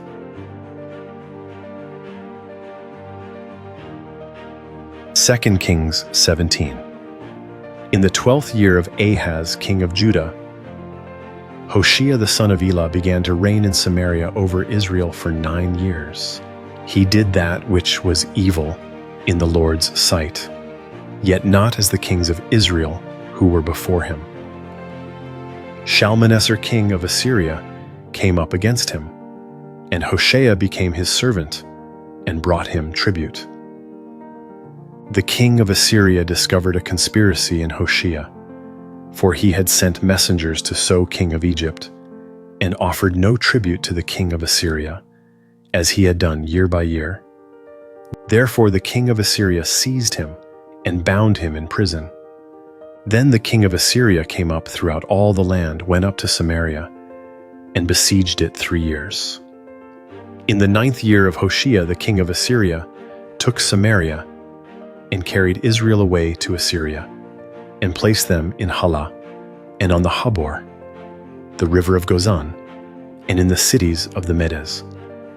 It was so because the children of Israel had sinned against the Lord their God, who brought them up out of the land of Egypt, from under the hand of Pharaoh king of Egypt, and had feared other gods, and walked in the statutes of the nations, whom the Lord cast out from before the children of Israel, and of the kings of Israel which they made. The children of Israel secretly did things that were not right against the Lord their God, and they built high places for themselves in all their cities, from the tower of the watchman to the fortified city. And they set up for themselves pillars and Asherah poles on every high hill and under every green tree. And there they burned incense in all the high places, as the nations whom the Lord carried away before them did. And they did wicked things to provoke the Lord to anger. And they served idols, of which the Lord had said to them, "You shall not do this thing." Yet the Lord testified to Israel and to Judah by every prophet and every seer, saying, "Turn from your evil ways, and keep my commandments and my statutes, according to all the law which I commanded your fathers, and which I sent to you by my servants the prophets." Notwithstanding, they would not listen, but hardened their neck like the neck of their fathers who didn't believe in the Lord their God. They rejected his statutes and his covenant that he made with their fathers, and his testimonies which he testified to them, and they followed vanity, and became vain, and followed the nations that were around them, concerning whom the Lord had commanded them, that they should not do like them. They abandoned all the commandments of the Lord their God, and made molten images for themselves, even 2 calves, and made an Asherah, and worshipped all the army of the sky, and served Baal. They caused their sons and their daughters to pass through the fire, used divination and enchantments, and sold themselves to do that which was evil in the Lord's sight, to provoke him to anger. Therefore the Lord was very angry with Israel and removed them out of his sight. There was none left but the tribe of Judah only. Also Judah didn't keep the commandments of the Lord their God, but walked in the statutes of Israel which they made. The Lord rejected all the offspring of Israel, afflicted them, and delivered them into the hands of raiders, until he had cast them out of his sight.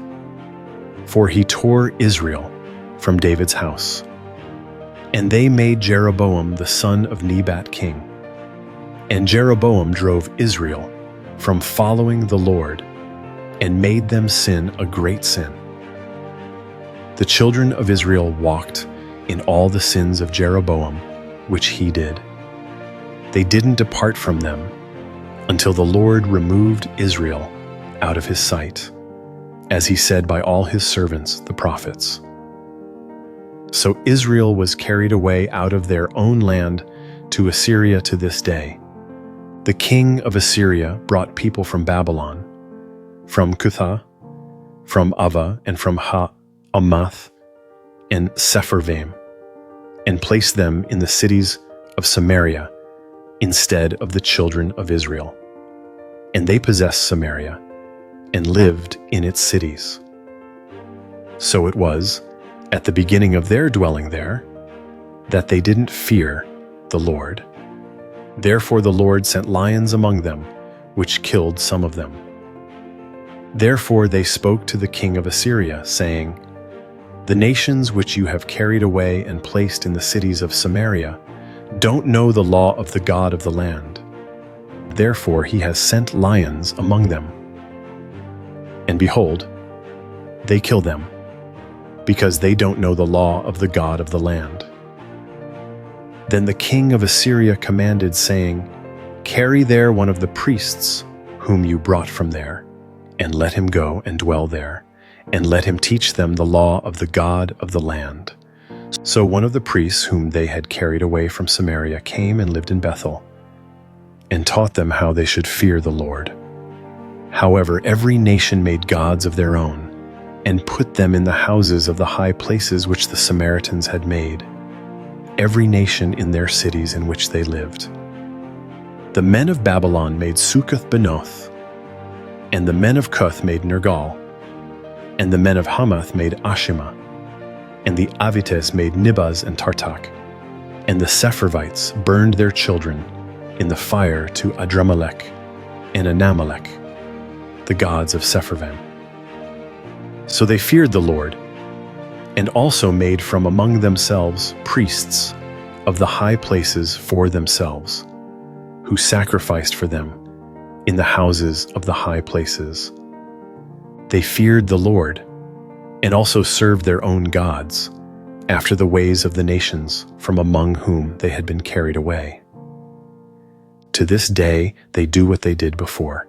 They don't fear the Lord, and they do not follow the statutes, or the ordinances, or the law, or the commandment which the Lord commanded the children of Jacob, whom he named Israel, with whom the Lord had made a covenant and commanded them, saying, "You shall not fear other gods, nor bow yourselves to them, nor serve them, nor sacrifice to them, but you shall fear the Lord, who brought you up out of the land of Egypt with great power and with an outstretched arm, and you shall bow yourselves to him, and you shall sacrifice to him. The statutes and the ordinances, and the law and the commandment which he wrote for you, you shall observe to do forevermore. You shall not fear other gods. You shall not forget the covenant that I have made with you. You shall not fear other gods, but you shall fear the Lord your God, and he will deliver you out of the hand of all your enemies." However, they didn't listen, but they did what they did before. So these nations feared the Lord, and also served their engraved images. Their children did likewise, and so did their children's children. They do as their fathers did to this day.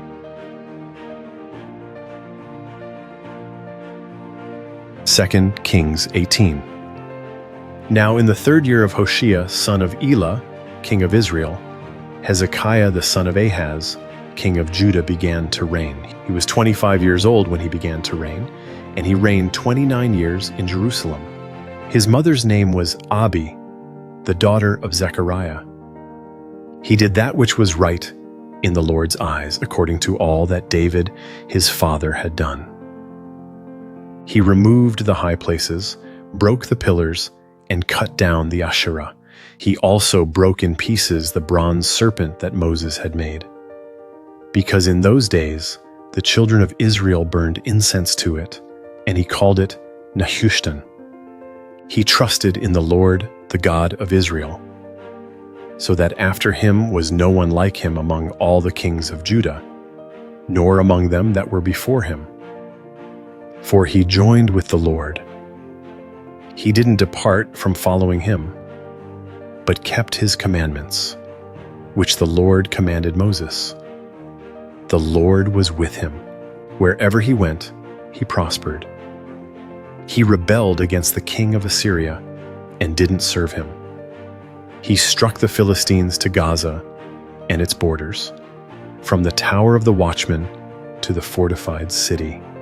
In the 4th year of King Hezekiah, which was the 7th year of Hoshea son of Elah, king of Israel, Shalmaneser, king of Assyria, came up against Samaria and besieged it.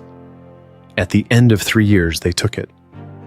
In the 6th year of Hezekiah, which was the 9th year of Hoshea, king of Israel, Samaria was taken. The king of Assyria carried Israel away to Assyria and put them in Hala, and on the Habor, the river of Gozan, and in the cities of the Medes, because they didn't obey the Lord their God's voice, but transgressed his covenant, even all that Moses the servant of the Lord commanded, and would not hear it or do it. Now, in the 14th year of King Hezekiah, Sennacherib king of Assyria came up against all the fortified cities of Judah and took them. Hezekiah king of Judah sent to the king of Assyria at Lachish, saying, I have offended you. Withdraw from me. That which you put on me I will bear. The king of Assyria appointed to Hezekiah king of Judah 300 talents of silver and 30 talents of gold. Hezekiah gave him all the silver that was found in the Lord's house and in the treasures of the king's house. At that time, Hezekiah cut off the gold from the doors of the Lord's temple and from the pillars which Hezekiah king of Judah had overlaid, and gave it to the king of Assyria. The king of Assyria sent Tartan, Rabsaris, and Rabshakeh from Lachish to King Hezekiah with a great army to Jerusalem. They went up and came to Jerusalem. When they had come up, they came and stood by the conduit of the upper pool, which is in the highway of the fuller's field. When they had called to the king, Eliakim the son of Hilkiah, who was over the household, and Shebna the scribe, and Joah the son of Asaph, the recorder, came out to them. Rabshakeh said to them, Say now to Hezekiah, the great king, the king of Assyria, says, What confidence is this in which you trust? You say, but they are but vain words. There is counsel and strength for war. Now on whom do you trust, that you have rebelled against me? Now behold, you trust in the staff of this bruised reed, even in Egypt. If a man leans on it, it will go into his hand and pierce it. So is Pharaoh king of Egypt to all who trust on him. But if you tell me, we trust in the Lord our God, isn't that he whose high places and whose altars Hezekiah has taken away, and has said to Judah and to Jerusalem, You shall worship before this altar in Jerusalem?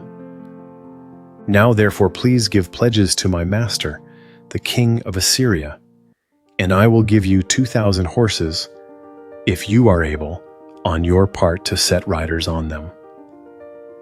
How then can you turn away the face of one captain of the least of my master's servants, and put your trust on Egypt for chariots and for horsemen? Have I now come up without the Lord against this place to destroy it? The Lord said to me, Go up against this land and destroy it. Then Eliakim the son of Hilkiah, Shebna, and Joah said to Rabshakeh, Please speak to your servants in the Syrian language, for we understand it. Don't speak with us in the Jews' language, in the hearing of the people who are on the wall." But Rabshakeh said to them, "Has my master sent me to your master and to you to speak these words? Hasn't he sent me to the men who sit on the wall, to eat their own dung and to drink their own urine with you?" Then Rabshakeh stood and cried with a loud voice in the Jews' language and spoke, saying, "Hear the word of the great king, the king of Assyria. The king says, 'Don't let Hezekiah deceive you, for he will not be able to deliver you out of his hand.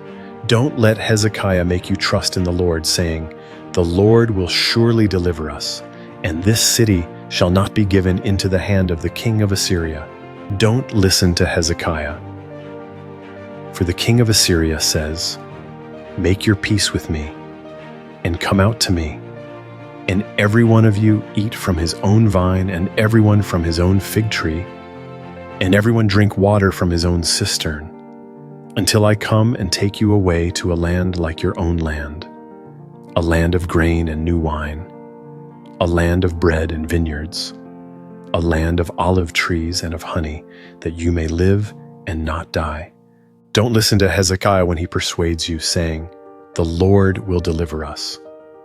Has any of the gods of the nations ever delivered his land out of the hand of the king of Assyria?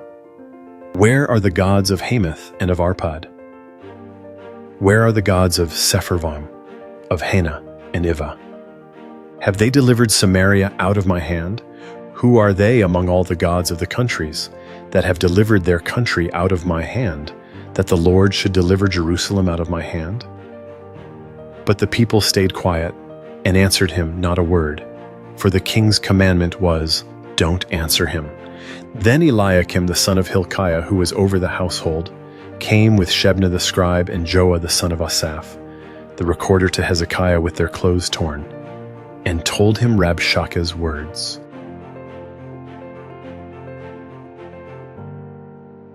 2 Kings 19. When King Hezekiah heard it, he tore his clothes, covered himself with sackcloth, and went into the Lord's house. He sent Eliakim, who was over the household, Shebna the scribe, and the elders of the priests, covered with sackcloth, to Isaiah the prophet, the son of Amoz.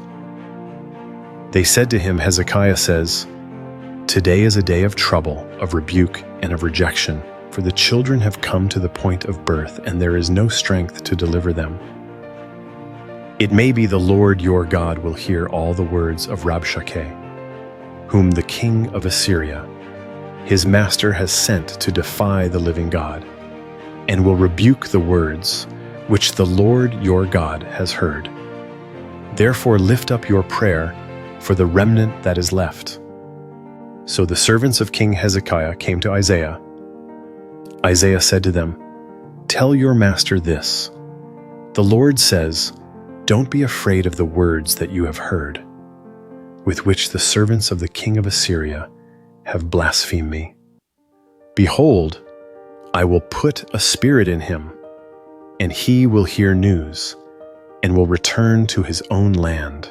I will cause him to fall by the sword in his own land." So Rabshakeh returned and found the king of Assyria warring against Libnah, for he had heard that he had departed from Lachish. When he heard it said of Tirhakah, king of Ethiopia, "Behold, he has come out to fight against you," he sent messengers again to Hezekiah, saying, "Tell Hezekiah, king of Judah, this. Don't let your God in whom you trust deceive you, saying, 'Jerusalem will not be given into the hand of the king of Assyria.' Behold, you have heard what the kings of Assyria have done to all lands by destroying them utterly. Will you be delivered? Have the gods of the nations delivered them, which my fathers have destroyed, Gozan, Haran, Rezeph, and the children of Eden who were in Telassar? Where is the king of Hamath, the king of Arpad, and the king of the city of Sepharvaim, of Hena and Ivah?" Hezekiah received the letter from the hand of the messengers and read it. Then Hezekiah went up to the Lord's house and spread it before the Lord. Hezekiah prayed before the Lord and said, Lord, the God of Israel, who are enthroned above the cherubim, you are the God, even you alone, of all the kingdoms of the earth. You have made heaven and earth. Incline your ear, Lord, and hear. Open your eyes, Lord, and see. Hear the words of Sennacherib, which he has sent to defy the living God. Truly, Lord, the kings of Assyria have laid waste the nations and their lands, and have cast their gods into the fire.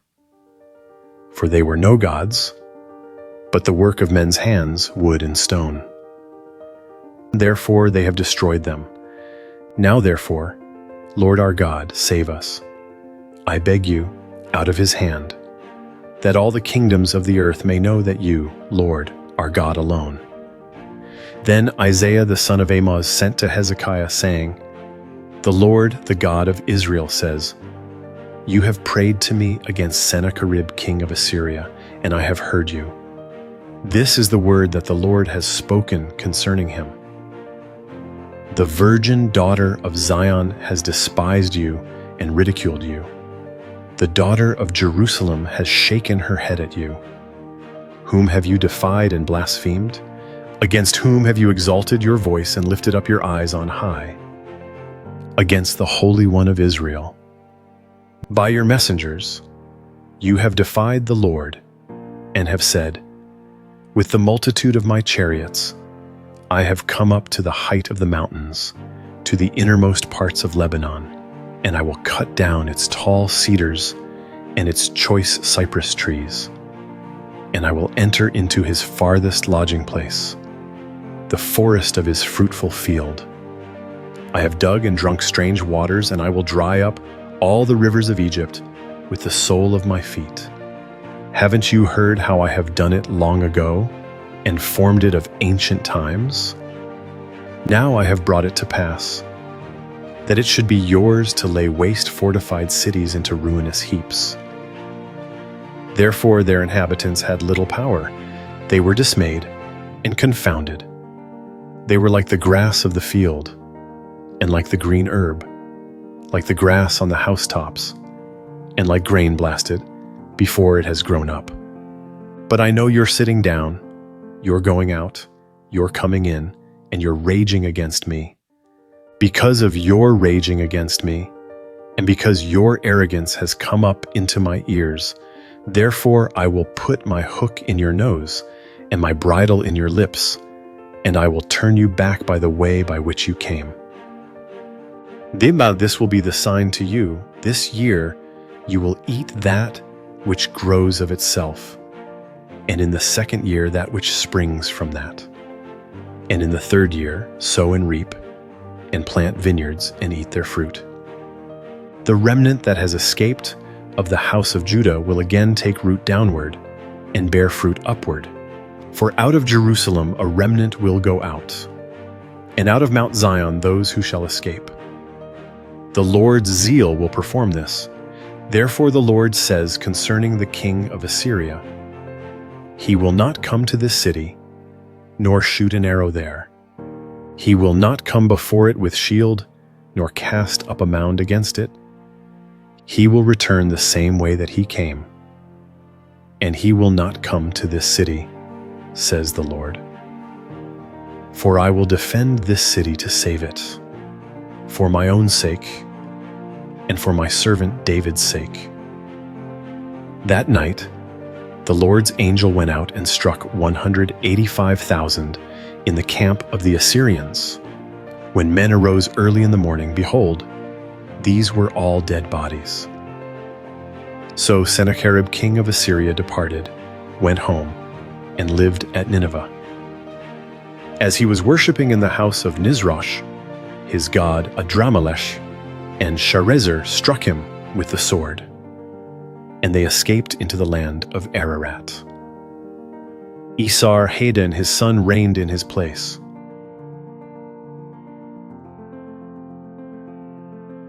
Second Kings 20. In those days Hezekiah was sick and dying. Isaiah the prophet, the son of Amoz, came to him and said to him, "The Lord says, set your house in order, for you will die and not live." Then he turned his face to the wall and prayed to the Lord, saying, "Remember now, Lord, I beg you, how I have walked before you in truth and with a perfect heart, and have done that which is good in your sight." And Hezekiah wept bitterly. Before Isaiah had gone out into the middle part of the city, the Lord's word came to him, saying, "Turn back and tell Hezekiah, the prince of my people, the Lord, the God of David your father, says, I have heard your prayer. I have seen your tears. Behold, I will heal you. On the third day you will go up to the Lord's house. I will add to your days 15 years. I will deliver you and this city out of the hand of the king of Assyria. I will defend this city for my own sake and for my servant David's sake." Isaiah said, "Take a cake of figs." They took and laid it on the boil, and he recovered. Hezekiah said to Isaiah, "What will be the sign that the Lord will heal me, and that I will go up to the Lord's house the third day?" Isaiah said, "This will be the sign to you from the Lord, that the Lord will do the thing that he has spoken. Should the shadow go forward 10 steps, or go back 10 steps?" Hezekiah answered, "It is a light thing for the shadow to go forward 10 steps. No, but let the shadow return backward 10 steps." Isaiah the prophet cried to the Lord, and he brought the shadow 10 steps backward, by which it had gone down on the sundial of Ahaz. At that time, Berodach-Baladan, the son of Baladan, king of Babylon, sent letters and a present to Hezekiah, for he had heard that Hezekiah had been sick. Hezekiah listened to them and showed them all the storehouse of his precious things, the silver, the gold, the spices, and the precious oil, and the house of his armor, and all that was found in his treasures. There was nothing in his house, or in all his dominion, that Hezekiah didn't show them. Then Isaiah the prophet came to King Hezekiah and said to him, "What did these men say? From where did they come to you?" Hezekiah said, "They have come from a far country, even from Babylon." He said, "What have they seen in your house?" Hezekiah answered, "They have seen all that is in my house. There is nothing among my treasures that I have not shown them." Isaiah said to Hezekiah, "Hear the Lord's word. Behold, the days come that all that is in your house, and that which your fathers have laid up in store to this day, will be carried to Babylon. Nothing will be left, says the Lord. They will take away some of your sons who will issue from you, whom you will father, and they will be eunuchs in the palace of the king of Babylon." Then Hezekiah said to Isaiah, "The Lord's word, which you have spoken, is good." He said, moreover, "Isn't it so, if peace and truth will be in my days?" Now the rest of the acts of Hezekiah, and all his might, and how he made the pool and the conduit, and brought water into the city, aren't they written in the book of the Chronicles of the Kings of Judah? Hezekiah slept with his fathers, and Manasseh his son reigned in his place.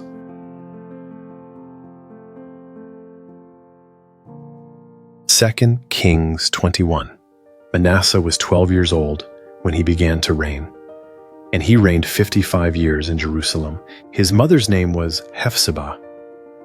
He did that which was evil in the Lord's sight, after the abominations of the nations whom the Lord cast out before the children of Israel. For he built again the high places which Hezekiah his father had destroyed. And he raised up altars for Baal and made an Asherah, as Ahab king of Israel did, and worshipped all the army of the sky and served them. He built altars in the Lord's house, of which the Lord said, I will put my name in Jerusalem. He built altars for all the army of the sky in the 2 courts of the Lord's house. He made his son to pass through the fire, practiced sorcery, used enchantments, and dealt with those who had familiar spirits, and with wizards. He did much evil in the Lord's sight, to provoke him to anger. He set the engraved image of Asherah that he had made in the house, of which the Lord said to David and to Solomon his son, in this house and in Jerusalem, which I have chosen out of all the tribes of Israel, I will put my name forever. I will not cause the feet of Israel to wander any more out of the land which I gave their fathers, if only they will observe to do according to all that I have commanded them, and according to all the law that my servant Moses commanded them. But they didn't listen, and Manasseh seduced them to do that which is evil more than the nations did, whom the Lord destroyed before the children of Israel. The Lord spoke by his servants the prophets, saying, because Manasseh king of Judah has done these abominations, and has done wickedly above all that the Amorites did, who were before him, and has also made Judah to sin with his idols. Therefore the Lord, the God of Israel, says, behold, I will bring such evil on Jerusalem and Judah that whoever hears of it, both his ears will tingle. I will stretch over Jerusalem the line of Samaria and the plumb line of Ahab's house. And I will wipe Jerusalem as a man wipes a dish, wiping it and turning it upside down. I will cast off the remnant of my inheritance and deliver them into the hands of their enemies. They will become a prey and a plunder to all their enemies, because they have done that which is evil in my sight, and have provoked me to anger since the day their fathers came out of Egypt, even to this day. Moreover, Manasseh shed innocent blood very much, until he had filled Jerusalem from one end to another, in addition to his sin with which he made Judah to sin, in doing that which was evil in the Lord's sight.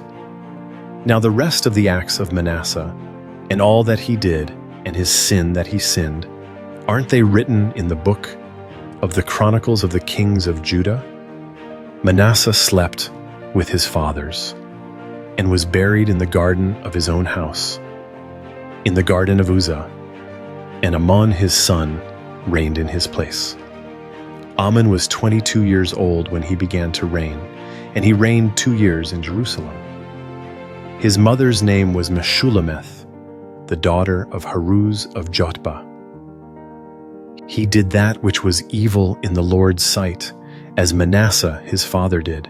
He walked in all the ways that his father walked in, and served the idols that his father served, and worshipped them. And he abandoned the Lord, the God of his fathers, and didn't walk in the way of the Lord. The servants of Ammon conspired against him, and put the king to death in his own house. But the people of the land killed all those who had conspired against King Ammon. And the people of the land made Josiah his son king in his place. Now the rest of the acts of Ammon which he did, aren't they written in the book of the Chronicles of the Kings of Judah? He was buried in his tomb in the garden of Uzzah, and Josiah his son reigned in his place.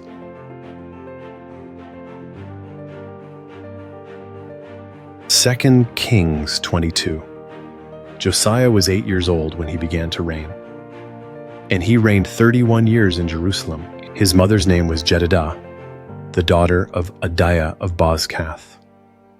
He did that which was right in the Lord's eyes, and walked in all the ways of David his father, and didn't turn away to the right hand or to the left.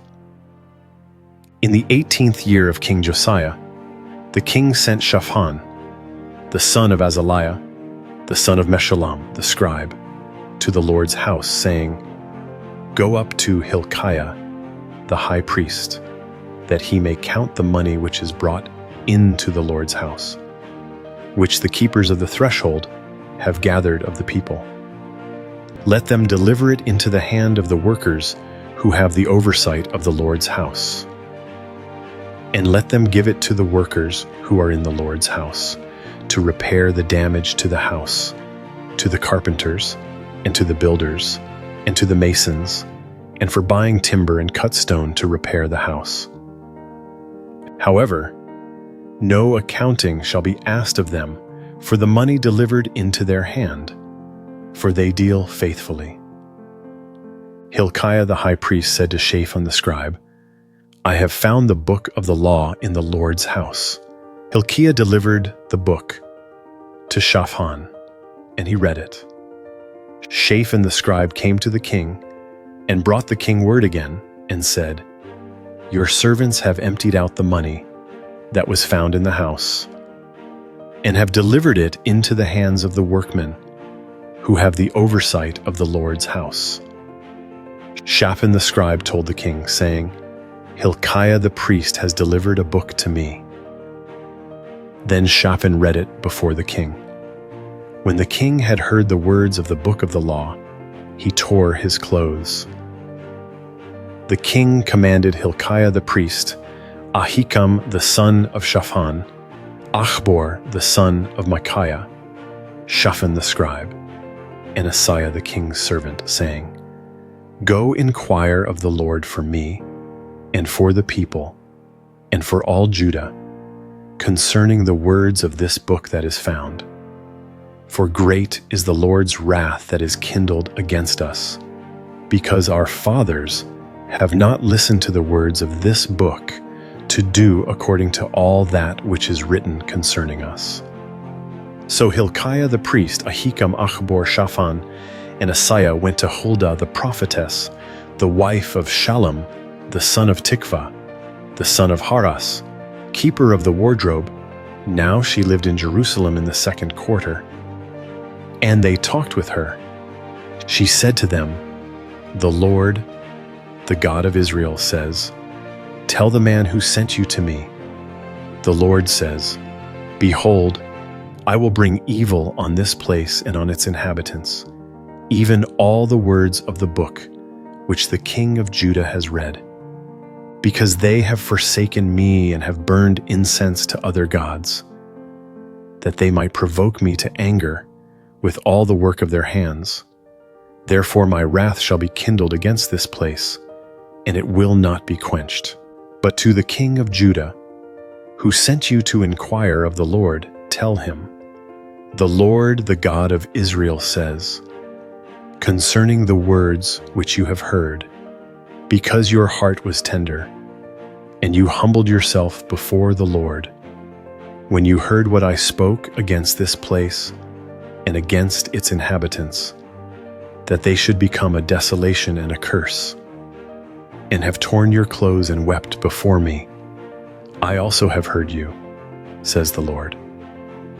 Therefore, behold, I will gather you to your fathers, and you will be gathered to your grave in peace.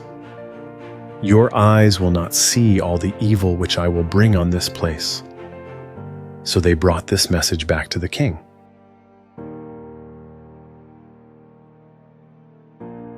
2 Kings 23.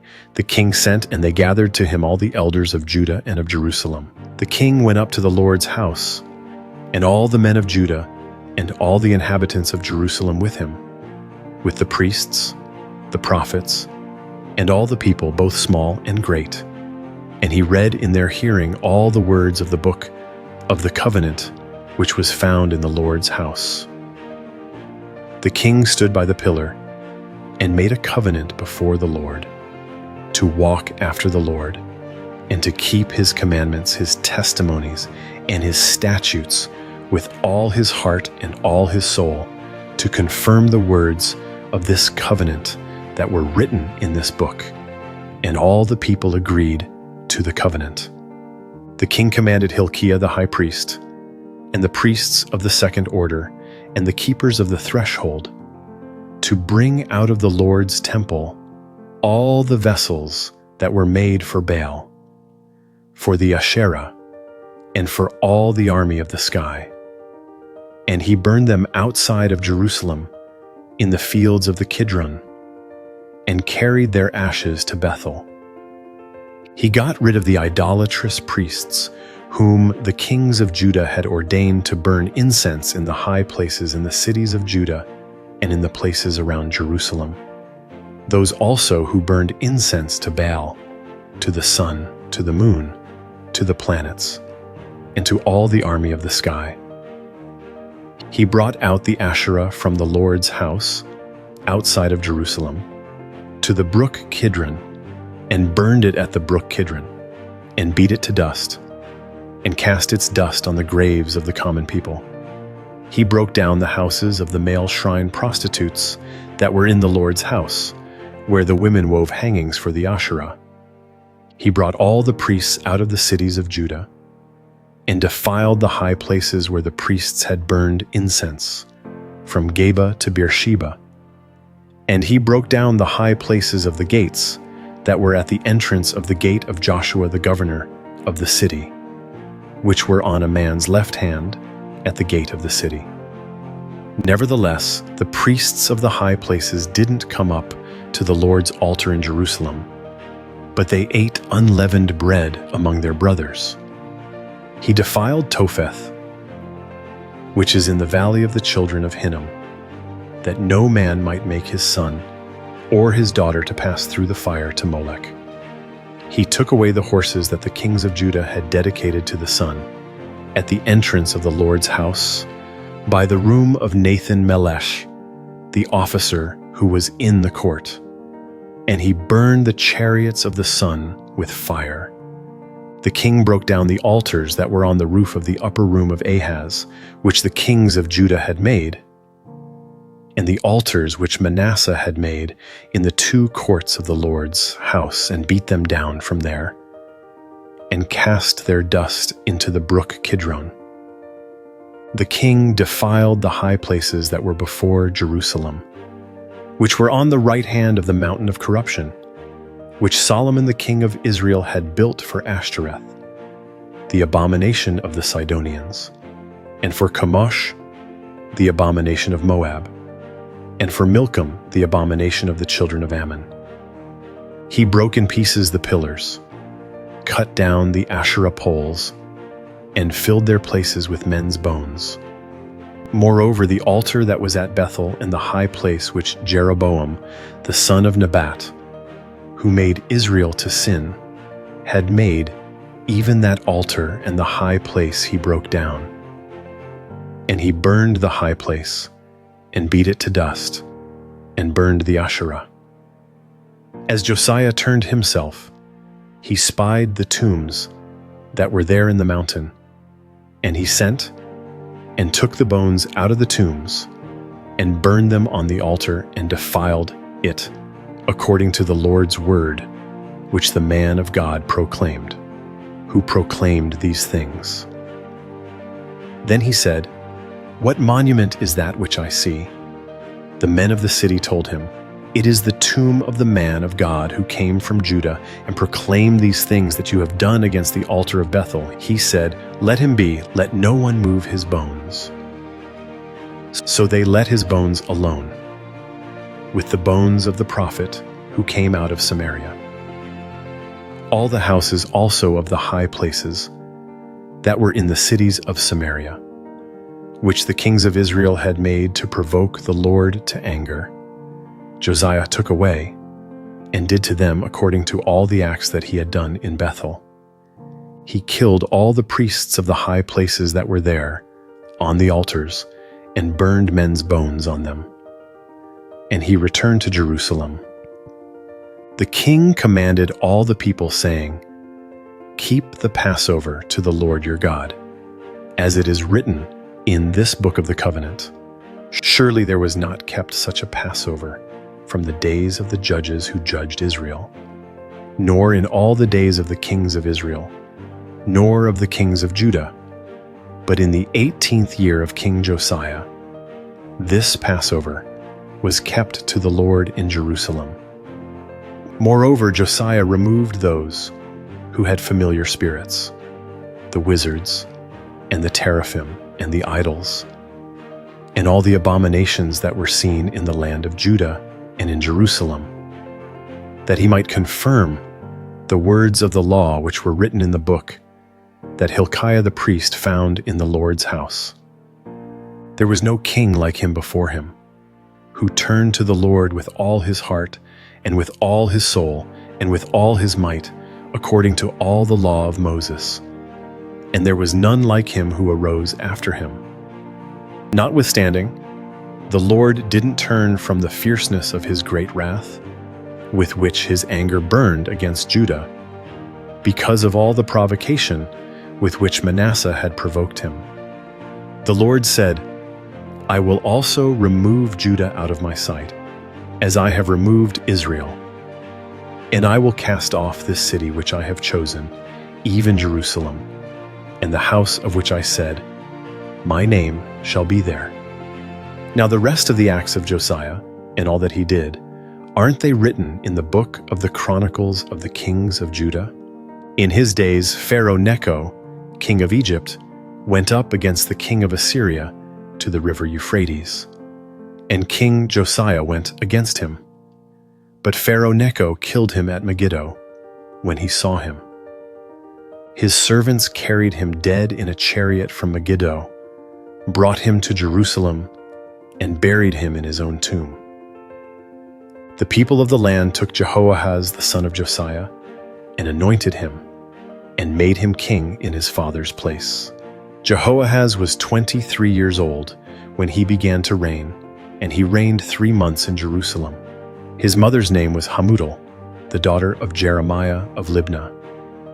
He did that which was evil in the Lord's sight, according to all that his fathers had done.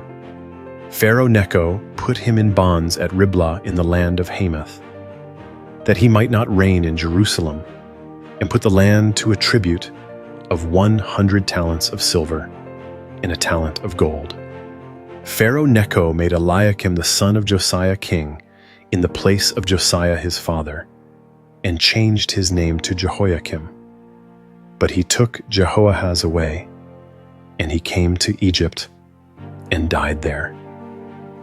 Jehoiakim gave the silver and the gold to Pharaoh, but he taxed the land to give the money according to the commandment of Pharaoh. He exacted the silver and the gold of the people of the land, from everyone according to his assessment, to give it to Pharaoh Necho. Jehoiakim was 25 years old when he began to reign, and he reigned 11 years in Jerusalem. His mother's name was Zebidah, the daughter of Pedaiah of Rumah. He did that which was evil in the Lord's sight, according to all that his fathers had done.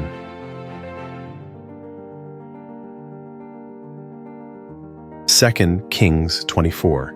In his days Nebuchadnezzar king of Babylon came up, and Jehoiakim became his servant 3 years. Then he turned and rebelled against him. The Lord sent against him bands of the Chaldeans, bands of the Syrians, bands of the Moabites, and bands of the children of Ammon, and sent them against Judah to destroy it, according to the Lord's word, which he spoke by his servants the prophets. Surely at the commandment of the Lord this came on Judah, to remove them out of his sight for the sins of Manasseh, according to all that he did, and also for the innocent blood that he shed. For he filled Jerusalem with innocent blood, and the Lord would not pardon. Now the rest of the acts of Jehoiakim and all that he did, aren't they written in the book of the Chronicles of the Kings of Judah? So Jehoiakim slept with his fathers, and Jehoiachin his son reigned in his place. The king of Egypt didn't come out of his land anymore, for the king of Babylon had taken from the brook of Egypt to the river Euphrates all that belonged to the king of Egypt. Jehoiachin was 18 years old when he began to reign, and he reigned in Jerusalem 3 months. His mother's name was Neshushta, the daughter of Elnathan of Jerusalem. He did that which was evil in the Lord's sight, according to all that his father had done. At that time the servants of Nebuchadnezzar, king of Babylon, came up to Jerusalem, and the city was besieged. Nebuchadnezzar, king of Babylon, came to the city, while his servants were besieging it. And Jehoiachin the king of Judah went out to the king of Babylon, he, his mother, his servants, his princes, and his officers.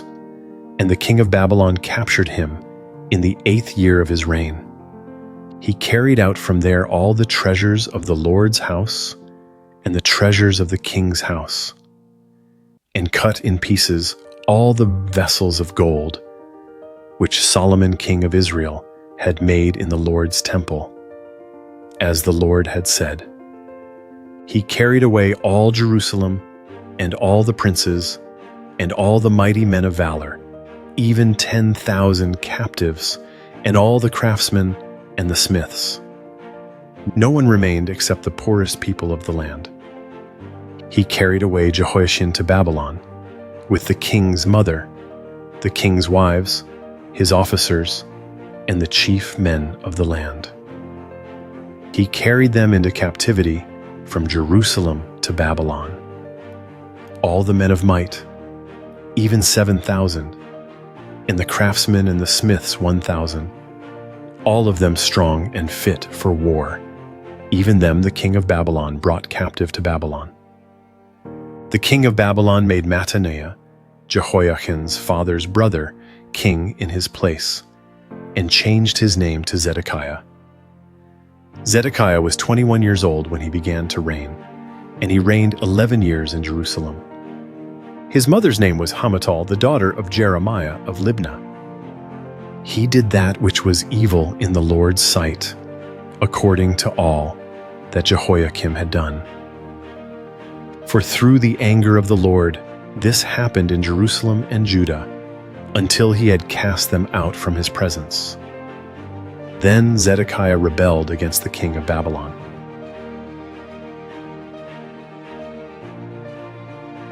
Second Kings 25. In the 9th year of his reign, in the 10th month, in the 10th day of the month, Nebuchadnezzar king of Babylon came, he and all his army, against Jerusalem, and encamped against it. And they built forts against it around it. So the city was besieged until the 11th year of King Zedekiah. On the 9th day of the 4th month, the famine was severe in the city, so that there was no bread for the people of the land. Then a breach was made in the city, and all the men of war fled by night, by the way of the gate between the two walls, which was by the king's garden. Now the Chaldeans were against the city around it, and the king went by the way of the Arabah. But the Chaldean army pursued the king, and overtook him in the plains of Jericho, and all his army was scattered from him. Then they captured the king, and carried him up to the king of Babylon, to Riblah, and they passed judgment on him.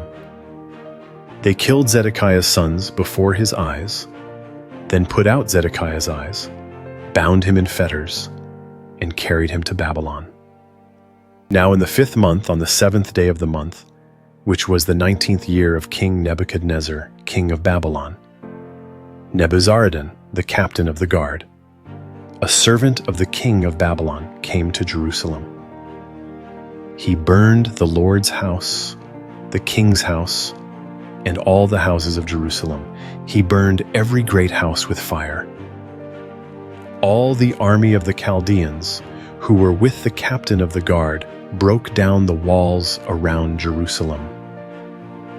Nebuzaradan, the captain of the guard, carried away captive the rest of the people who were left in the city, and those who had deserted to the king of Babylon, all the rest of the multitude.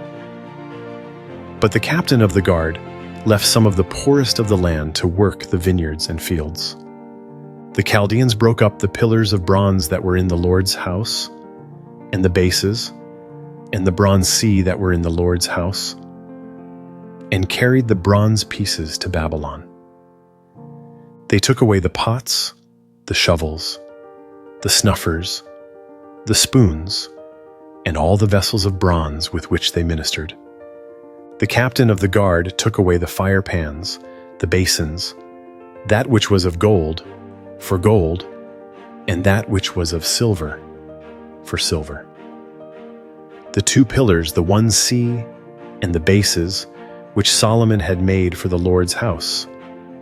The bronze of all these vessels was not weighed. The height of the one pillar was 18 cubits, and a capital of bronze was on it.